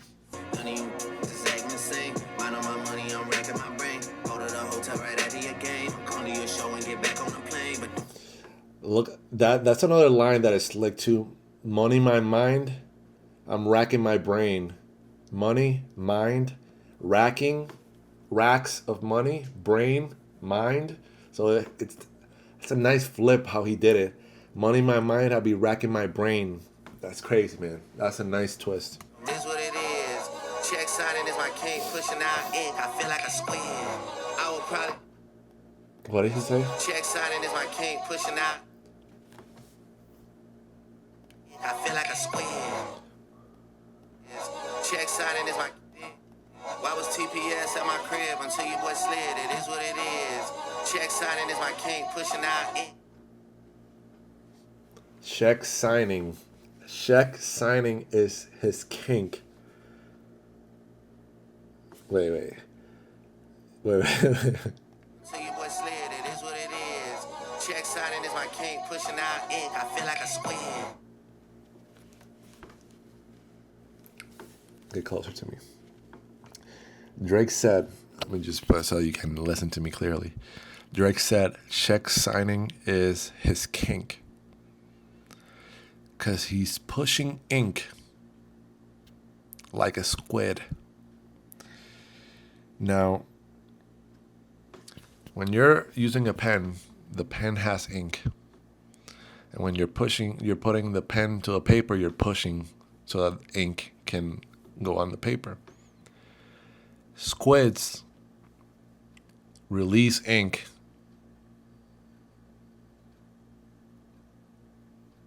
I'm gonna leave it at that. Niggas gotta be around ice with the sticks. I'm like a hockey coach. Niggas better have a bag. Dudes gotta be. wait. With the sticks, I'm like niggas gotta be around ice on the shit like we tone. Niggas gotta be around ice with the sticks. I'm like, Ice. He's saying dudes gotta be around the ice with sticks like a hockey coach. Well, he's saying here that people that are around Drake gotta have sticks, and what Drake is referring by sticks means protection, as far as, you know, guns. That's what he's referring to, and that's just tough, man. He said people that gotta be around the ice gotta have sticks like a hockey coach, because you know hockey players have a stick and they're playing in the ice. And Drake feels like he's a coach because he's around. He has people around him that have sticks, and he's the Iceman. So ice, and the guys have his stick. Too much, man. Smooth into Bees on the Table, featuring 21 Savage. Now, Bees on the Table. Let's see what it is. bees on the table, bees on the table. So Drake, I think what Drake is saying that the contract that they're putting on the table, like the numbers, are insane. Maybe Drake is referring. I don't think necessarily numbers that the label is presenting him. Maybe Drake's the numbers that they're presenting to him, like, hey Drake, if you go independent, bees on the table. Maybe the bees that Drake is that the song is referring to is billions of dollars on the table. That's, I don't know. This is just me speculating. This is just me. He went on that a scheme there, talking about like. Let me see what he talked about. What is the offer they said? He talked about like, I don't know.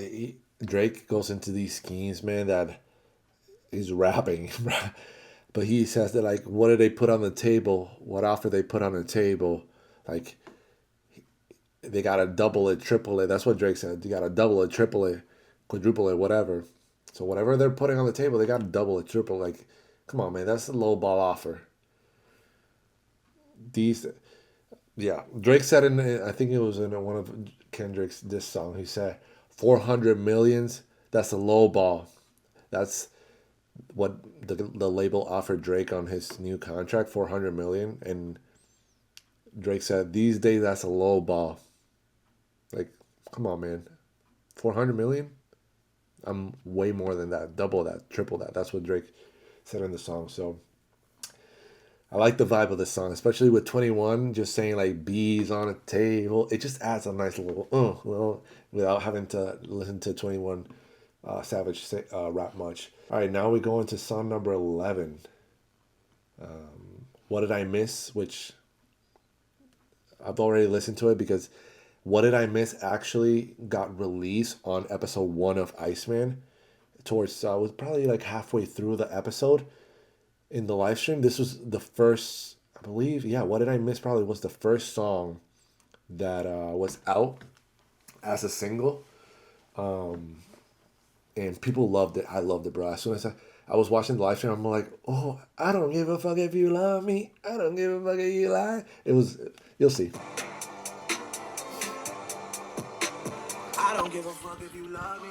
I don't give a fuck if you like me. Asking me how did it feel? Can't say it didn't surprise me. Last time I looked to my right, you niggas was standing beside me. How can some people I love hang around pussies who try me? Let's go. What did I miss? What did I miss? And this is the first song that Drake actually says, like, hey, people are asking me, like, how do you feel, Drake? You know, after all this beef, everyone going at you, how do you feel? These allegations, people, you know, the internet, everyone is saying things about you, Drake. How do you feel? They're asking him, they're asking me, how do I feel? I can't say it didn't surprise me. It didn't surprise Drake that people were going to switch on him, that the industry was eventually going to, you know, trying to, you know, make him fall or try to, like, put a you know, taint his image or something. And he's been saying this way back then. If you listen to 30 for 30 Freestyle from his album, What a Time to Be Alive, go listen to that track. And he talks about, never thought I'd be talking from this perspective. But I'm not sure what else you expected when the higher-ups have all come together as a collective with conspiracies to end my run and send me a message. 40, did you get the message? That's what he said years ago in 2015. Lyrics will reveal themselves over time periods. That's what Drake said in another song on his album, Her Loss. Y'all got to tap in. Drake's been calling that the industry going against him, and that's what he's saying. He's saying it didn't surprise him because he knew it was coming, man. He knew it was coming. 4D chess. Anyway, that's a little spiel, a little thing that I wanted to say because it's, once again, Drake being 3 steps ahead, knowing that this is going to come. The public is like, oh my God, Drake, how do you feel? In the back of his mind, he knew what already was going to happen, so he prepared accordingly. Drake said in a song, I think in a diss against Kendrick, he said, you are master manipulator. You fill with the speculation. I'm petty with dedication. And he said, what's it say? He said something about being he said, I am a war general, seasoned in preparation. I got badges in honor and decoration. Drake basically said he's prepared for war. He knows the strategy. He knows how to be 3 steps ahead. If they do this, I do that. If they do that, I do this. Drake's always thinking about these things because he can't show his cards. He always has to be creative and be strategic to also not only keep his opponents or the rest of the artists on their toes, but also keep the audience interested and engaged. So, man, what is Drake going to do next? Oh, he's doing a live stream? What is this live stream about? Oh, man, he's dropping music on this live stream? Oh, no, there's another episode? Oh, no, he's dropping an album called Iceman? Oh, he's putting a sculpture and the date of the album release is in there? Oh, there's episode 4 the night before? Oh, wait, all those songs? Are these songs in the album? Oh, no, there's not 1 album, there's 3? That's what makes Drake Drake. Always looking for evolution, always thinking about how can he be creative, how can he hone in his craft. And that's what allowed him to be at the top of the game. Now, I'm going to stop yapping because we still got a couple songs to go. Now, we still got to listen to the second part of What Did I Miss, which I love a lot. What did I miss? Let's go. Hey.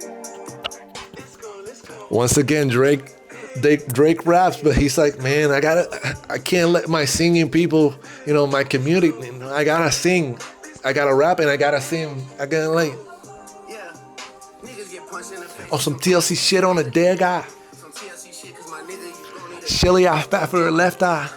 I'm back in my city tonight, walking around with my head high. I saw bro in the pop out with them, but been dead right gang since headline. It feels like nobody's there. Chicks start giving out tones. And nobody cares until they in front of your tombstone. Y'all been on that type of timing for too long. Iceman, Tiffany, Bluestone, I would have been playing shit right out of 2 wrong shit. Let's go. I think that this was the first time that he, without people knowing, he said about the name of the album. He said, Iceman, Tiffany, Bluestones, I didn't make plenty shit right. I have done plenty of shit right out of 2 wrongs. People have done 2 wrongs, but I made them right.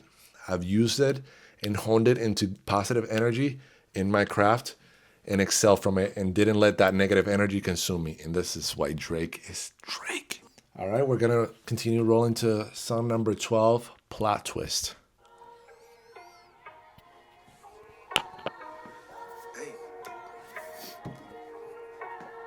October's on as the label. 7-figure deal was a fable. 8-figure bought out the neighbors. 9 figures turning the tables. You pussy boy better be ready and able. I'm coming. I can't talk on bro case cause it's sticky. Free tea and free greasy, my Achilles. My youngest put lots on the city, so niggas be shit to come out when it's litty. See, that's the Cody, so free him. These niggas are joking. I wouldn't wanna be him. I be the producer, like what's the BPM? I cannot de-escalate things that we see him.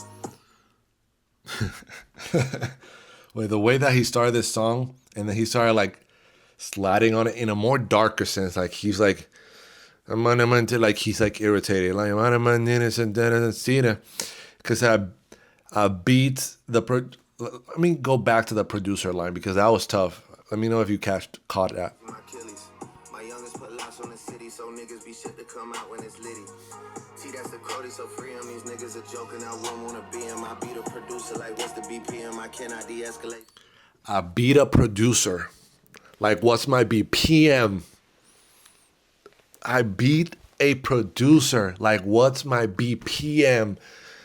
Bro, let me break it down for you real quick because I heard this in the live stream and I was about to go crazy. Beat a producer. A producer makes beats.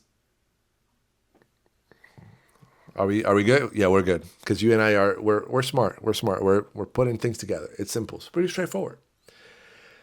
Beat a producer. Like, what's my BPM?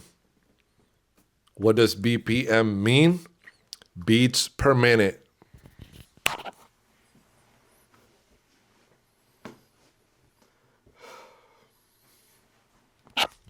I'm just letting it sink in right now and letting you sink it in your head as well. Beat a producer. Like, what's my BPM? Like, what's my beats per minute? Like, how can I up the beats per minute so that I can beat a producer? Like, the beat the producer makes is based on the BPM, on the beats per minute, which means like the more beats per minute, the more fast paced the song is gonna be. The lower BPM, the lower beats per minute means the song is gonna be a more slower pace. Like, beat to producer, like, what's my BPM? Because a producer bases his beats out of BPM. Like, what he wants his song to be faster, slower pace, combination a little in between, switch. Twist. I'm twisting it back cause he twisting at me. Twisting that 6 in his face. Twisting that R in his face like Styles and P. Twisting the M and the O and the B. Twisting the O and the C and the T and the O and the B and the E and the R and the G and the A and the N and the G. Yeah, he went on it. I'm gonna tell you something, chat. When he started scheming there, I lost it. It was too much information. I was processing too many. Like, he's like turning the T into the P and the Styles and the P and the M and the E and the N and the D. I'm like, whoa, what's going on, bro? Like, I need to see the lyrics to understand what he was saying because I'm pretty sure there's something crazy that he's rapping here with spelling out different letters. Let me see if I can catch it. Twisting that R in his face like Styles and P. Twisting that R like a Styles and P. Okay. M and the O and the B. Twisting the O and the C and the T and the O and the B and the E. O and the C and the T. I need to see the lyrics, man, to be able to understand this because I feel like I'm an A, B, C, D, E, F, G. Like, I'm pretty sure that the way that he's scheming this, spelling out letters of the alphabet, is tough. So I'm pretty sure that it's spelling out a word or something. I just can't catch it because it's too much, man. It's too much. Fly downtown, just us two. Unless you know the G-way handshake. When we go to shake hands, man, can't trust you. Pulling out the cash on camera. Waterproof iPhone case, bro, splash on camera. She wanna pop ass on camera. Sweetie could film, just don't put on camera. They just try to move so racist. We gotta go beat some cases before we show faces. And all I do is shut down stages. My face never ages. I must be in God's good graces. If my emotions are showing, it's only because I'm ahead of what they got going. I'm trying to stay laid back, cause you know the high heads with me and they wanna get the payback going. I don't recognize none of that shit that he's throwing, but maybe where he's from, they know it. All I know is the man, I'm a piss. Fuck that shit, man. Twisting it. Yeah, he's twisting his fingers and looking at me. Twisting some shit up that I never seen. Twisting it up, I don't know what that means. Twist. I'm twisting it back cause he twisting at me. Twisting that 6 in his face. Twisting that R in his face like Styles and P. Twisting the M and the O and the B. Twisting the O and the C and the T and the O and the B and the E and the R and the G and the A and the N and the G. Twist. Yeah, twisting it. Yeah, twisting it. I'm twisting it up cause he twisting at me. Yeah. Let's continue. We got song number 13 is Too Hard for the Radio. Deep in the game, they call me Drizzy Drake and I'm keeping the name. I sport Nike shoes, I got a mic to use to talk bad about you pussies. I don't like you fools. Got a Oakland show tonight. Let me tell you something. When I listened to this song in the live stream, I was like, this is a bop. I love it. It's a vibe. And the fact that it's too hard for the radio, that's what the title is. It's kind of like he's dissing the radio, or maybe the label or whoever is telling him, man, you're too hard. Like this song on the radio is not going to appeal to audiences. We're not going to put it in the radio because it's just too hard for the radio. And Drake is like, all right. I got a Nike thing. I got a... Man, let's go back.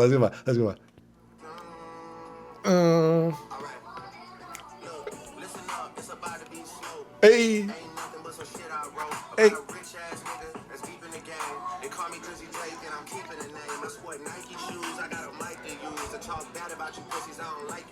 Hey.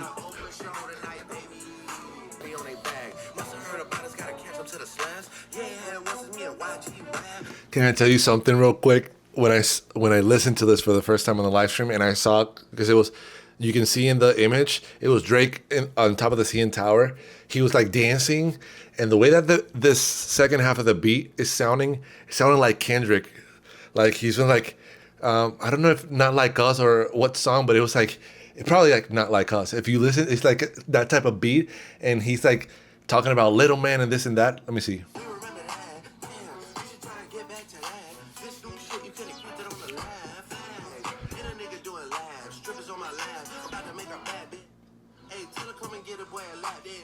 See how this is a joke. This is a parody track, and it's still hard, bro. And the first part of the song is like, hey, I got my Nikes on, and they say that I'm too hard for the radio. And then now he's saying like, he's ramming like Kendrick. You run to an island where you need a couple of dollars. They not like us. Cause that's how Kendrick raps. And look.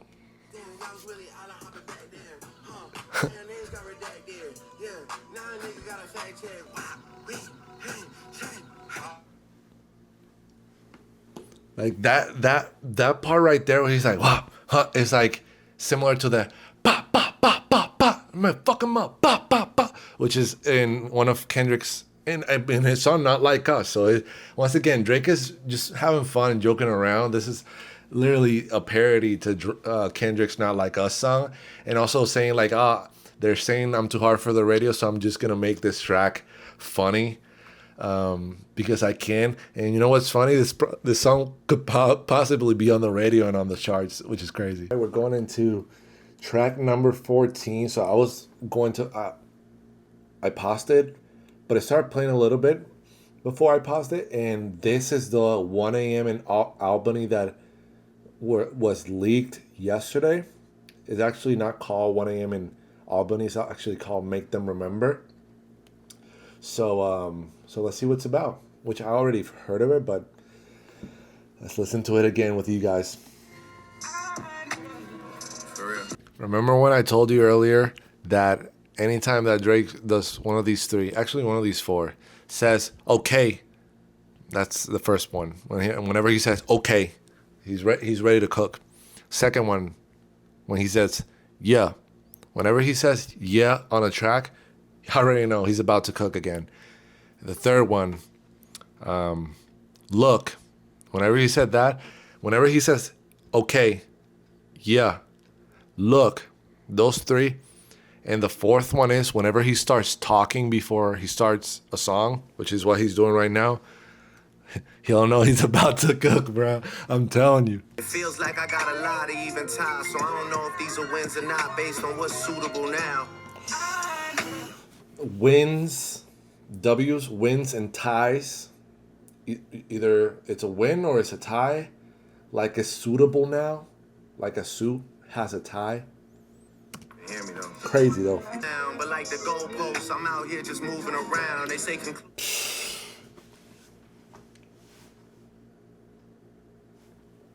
like the goalpost. Drake's moving around. Whenever they're talking about something relating to Drake, for everyone else, they move the goalpost.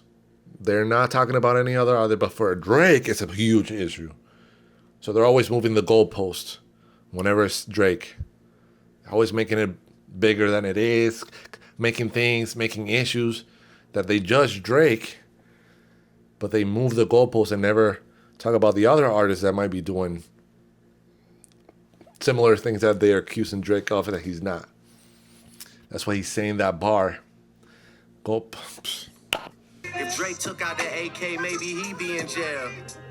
Just based off the name that it spells.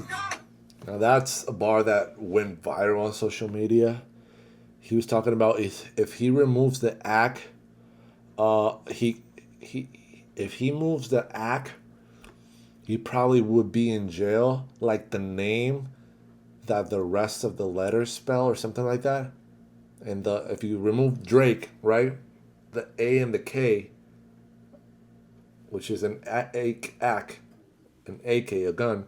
If you remove the A and the K from Drake, you're left with DRE, which is Dre, Dr. Dre. Now, Dr. Dre was high-fiving Lucian Grange. I think it was at the Grammy, and that picture went viral. And even Drake had that picture in the Iceman, like, I don't know, catalog that the streamer saw the release date. There was more pictures, and one of the pictures that was there was Lucian Grange, the CEO of UMG, high-fiving Dr. Dre.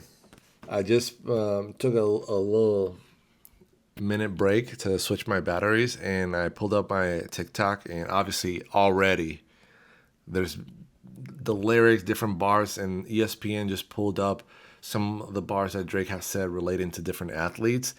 And look at this, remember that industry is evil, face the pain, like the Philly Eagles? I missed a part of it. Drake said, I face the way they paint me, but it hurts, just like the Philly Eagles. Crazy, bro, that I missed it.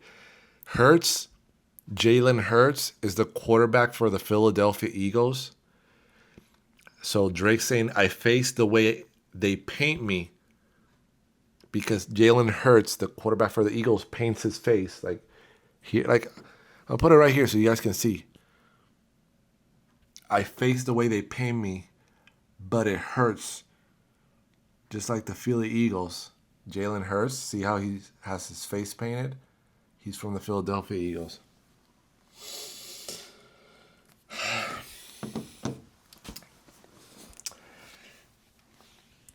But they say Drake can't rap. They say Drake can't write. Man, once again, stop playing with him. Stop playing with Drake, bro. Drizzy. Iceman. Freeze the world. Freeze the world. Could have fell back like the married rapper, but we engaged. I told y'all I'm settled in my evil way. I could have fell back like the married rapper. No. Who is he talking about? What married rapper? And Drake said, but he engaged. Drake is engaged. Engaged, referring to engaged, about to be married. But he's saying that married rapper is married, but Drake is the one that's engaged in this battle. The married rapper is not. And then Drake says the following. Rapper, but we engaged. I told y'all I'm settled in my evil ways. He's settled in his evil ways. Once again, Drake and J. Cole were in a song called Evil Ways. And he's saying in that previous line, I can't be that married rapper that fall back. I'm engaged. And then he says Evil Ways. I think that's a shot to J. Cole. And then Drake says the spot, they think that the top spot is up for grabs.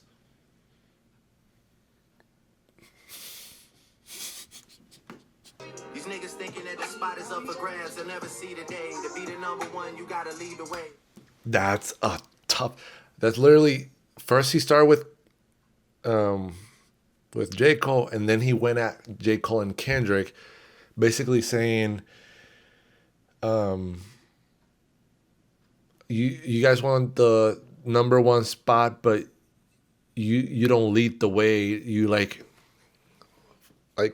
basically hide, or leave and are not consistent. And Drake is saying to be the top at the top spot, you got to lead the way. It's interesting, man. How this whole J. Cole is an amazing artist. So I mean, it's interesting that Drake has some bars here for J. Cole.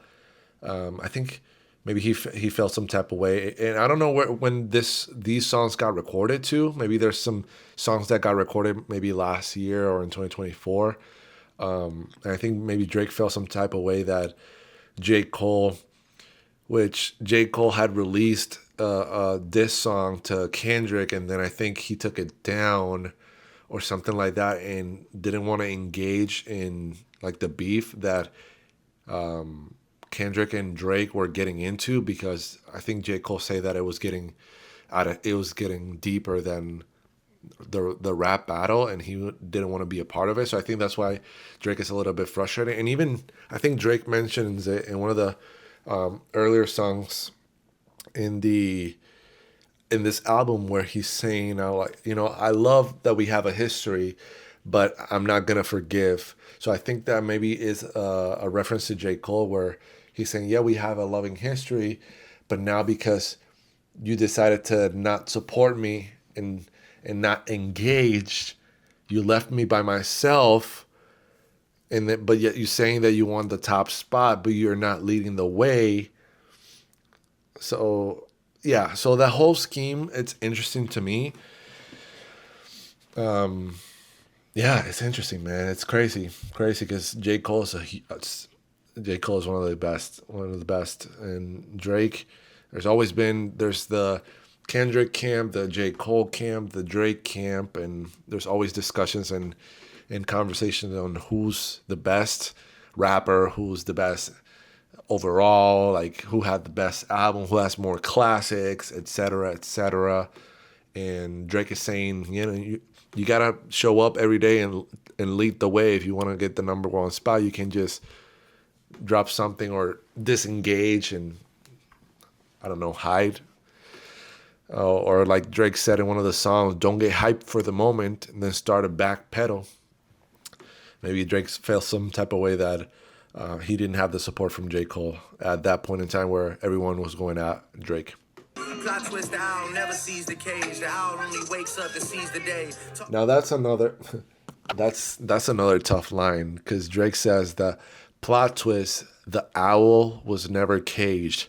Now if you know or if you don't know, in Kendrick Lamar's music video Not Like Us, there's a point in the video where we see an owl that's in a cage, and we see it from the outside perspective, but I think we also see it from the inside perspective, where from the outside it seems like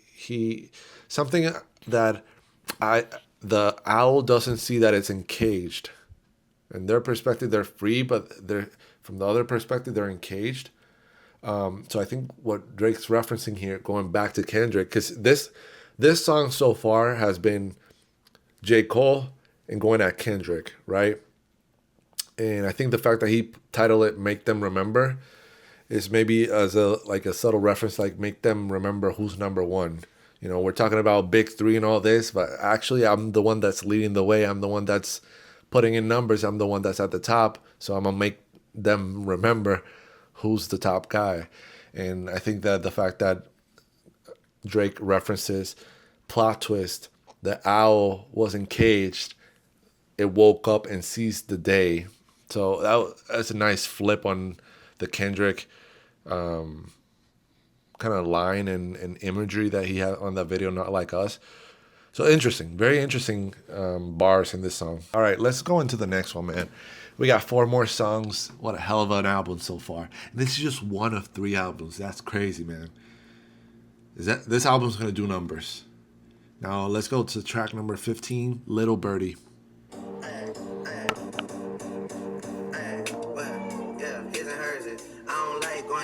I start mixing Virgil. He'd be sick if he was witnessing this shit in person. All these pussy niggas tripping like they clipped a hurdle. Now I know the truth about you and I'm free again. Until your new man cop. There's a lot of lines in that first part of the song, he's talking about a girl, a little birdie telling her things. Drake is getting worried about the type of things that they're putting in this girl's ear that might not be true. And Drake says, "Now I'm seeing the truth. Now I'm free." That's a crazy spin because there's a very popular phrase that says, "The truth will set you free," and that's why Drake says, "Now that I've seen the truth, he's set free." About you and I'm free again. I tell you again. Now I know the truth about you and I'm free again. Now he knows the truth. Now he's free again. The truth will set you free. It's kind of like a nice spin off on that phrase. Tough line. Real. A little birdie said you did me dirty. And let me tell you, I'm not only focusing on the bars. I'm also focusing on these beats, man. These beats are nasty. And nasty, I mean like they're really nice, bro. They're really, really nice produced songs. It's kind of like you put this album when you go driving, and it's just like vibes, bro.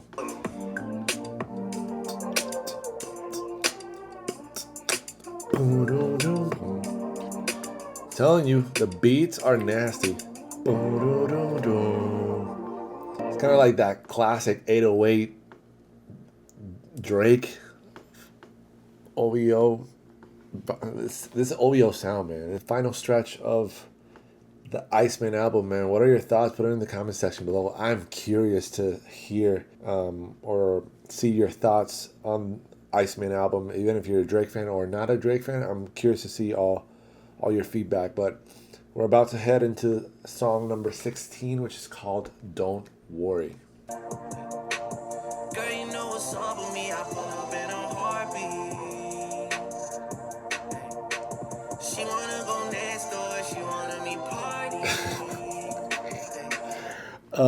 This is like, man, Drake is funny. He was like, "She wanna go next door. She wanna me party."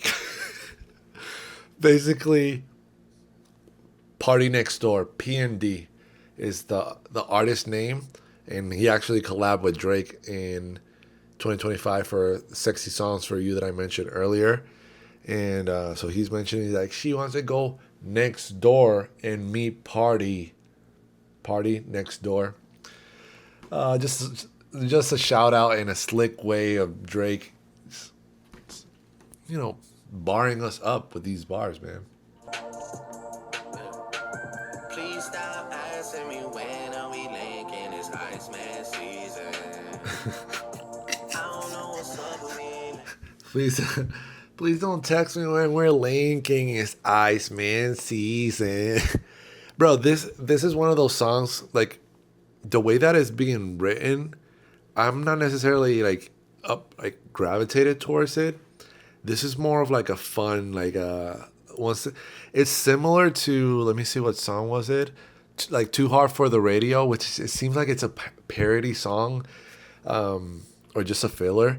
That it's just fun, Drake like joking around, and he's like, "She wanna go next door, she wanna me party." I just imagine Drake dancing like this, and saying like, "She wanna link with me, but it's Iceman season." Like, it's so funny, man. It's just funny. All right, song number 17, "Firm Friends." Conductor. For real. Shout out Rep 1. Yeah. All right. I told you, once Drake says, "Yeah," he's about to eat. You think I didn't see that you stayed silent? That's like you endorsing it all. May as well stand behind them. I stood beside you, thought there was some good inside you. I seen ghosts act like sheep's, co-workers turn to enemies. Damn, I got enemies, got a lot of enemies. I got enemies, got a lot of enemies. Got a lot of people trying to drain me of my energy. That's a reference from a track way back when in his album or mixtape, "If You're Reading This Is Too Late." The song is called "Energy."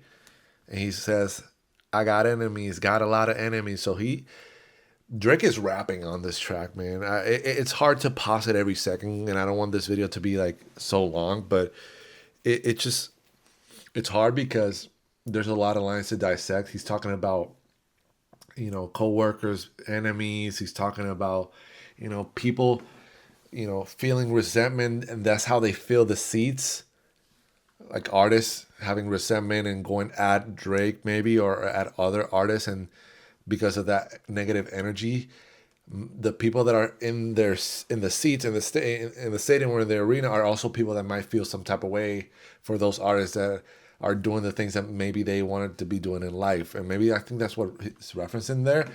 And there's a lot of like, obviously the title of the track is Firm Friends. So he's talking about firm, maybe firm as solid friends, but it could also be a double meaning as like solid friends, but also firm friends, like friends that you like, co-workers. That's why he mentioned colleague or co-workers and enemies, or artists that are in the same industry, quote unquote, same firm in the corporate lingo.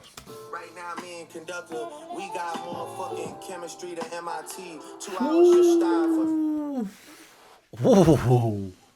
Conductor is the producer. They did a song together. It's called Stories About My Brother in the EP Scary Hours. So Drake has a song with Conductor in For All the Dogs, and the song is 8 a.m. in Charlotte.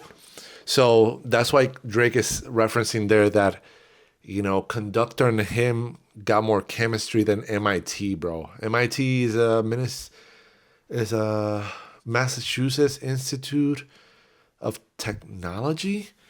I might be wrong on that, but MIT is like one of the most prestigious universities in the United States. So it's interesting that Drake said like Conductor and him got more chemistry than MIT. Crazy line. Bond has never been tested in any way. I've been on the longest run. I don't know how to walk away. It's baby steps for you, boy. Bro, there's a lot, man. Yeah, this is definitely top 5 right now for me of this album. He said, I'm having the longest run. I'm having trouble. Or so let's go like. I've been start a museum in my house, go try someone else. Your friends never had to decide if they want to stay. The strength of your bond has never been tested in any way. I've been on the longest run. I don't know how to walk away. I've been on the longest run. I don't know how to walk away. Drake has been running the game for 15 plus years. He can't walk away because he's running. You already know. Yeah, we're in the same wavelength.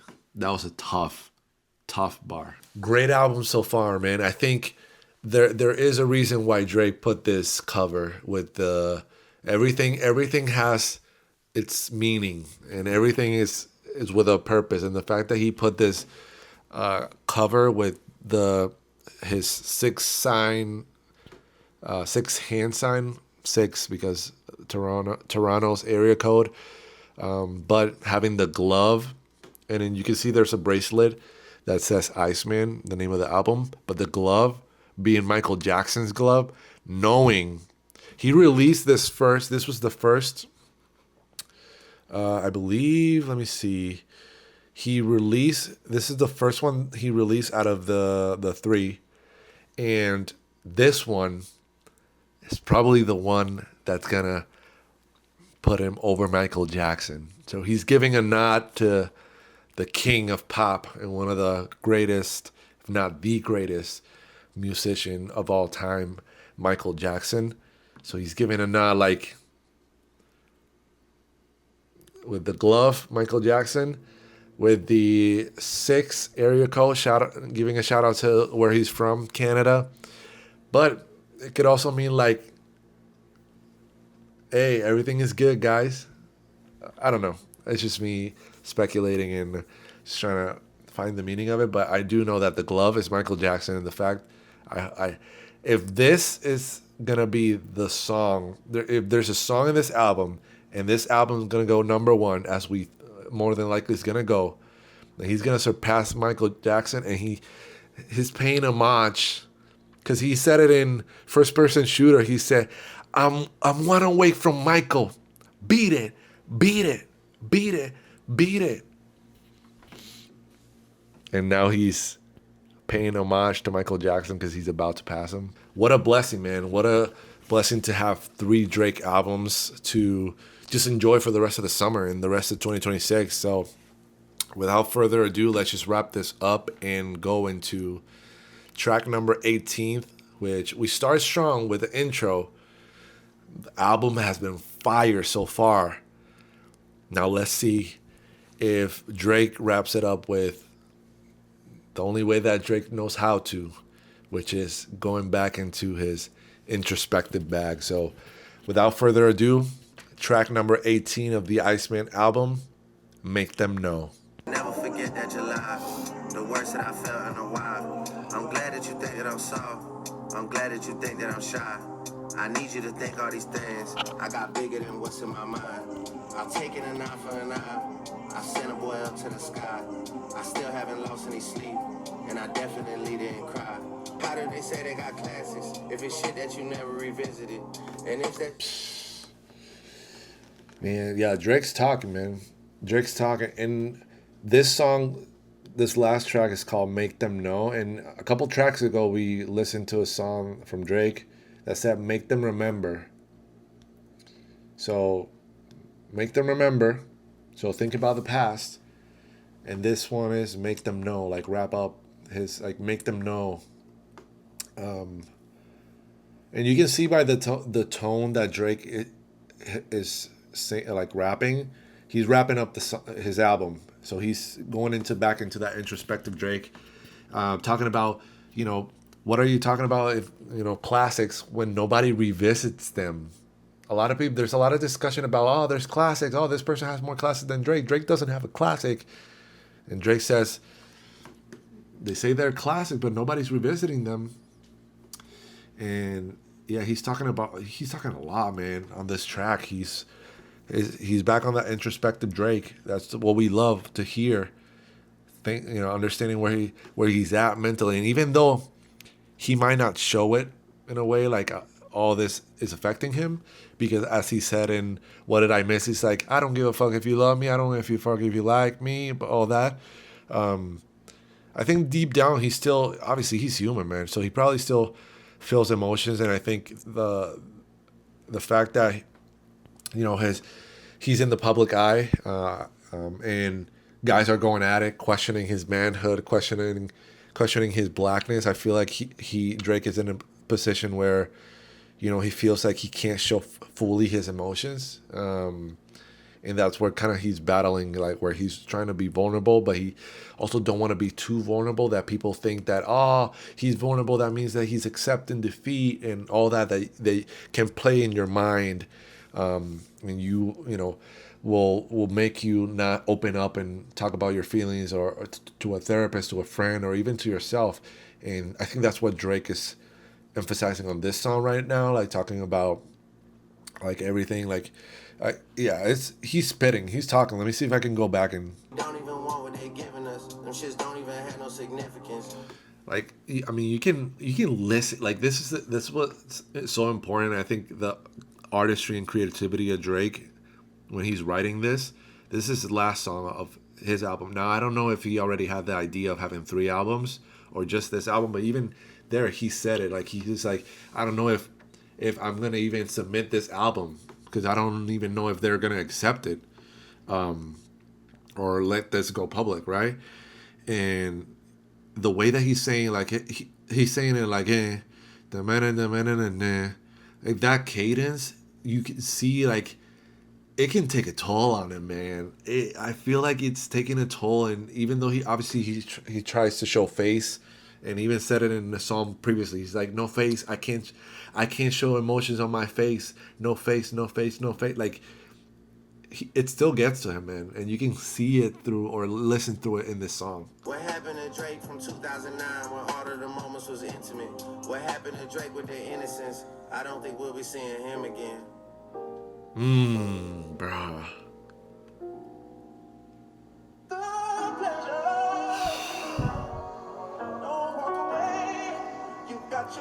Wow, bro. Wow.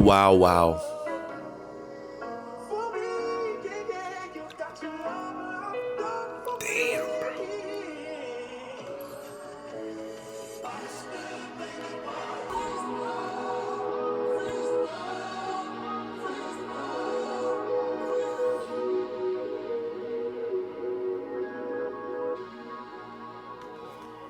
Wow. I'm getting the chills, man. And it's not because of the Iceman. Also, I haven't mentioned this, but I wore this. I put this on for the video. Let me pause it real quick. Let me show you guys. I got a whole outfit on, Iceman outfit. We got the blue pants, kind of like cargo pants vibes, and then the light blue shirt. So yeah, let me go back, revisit something that is very powerful. The way that Drake ended this song. What happened to Drake from 2009 when all of the moments was intimate? What happened to Drake with their innocence? I don't think we'll be seeing him again.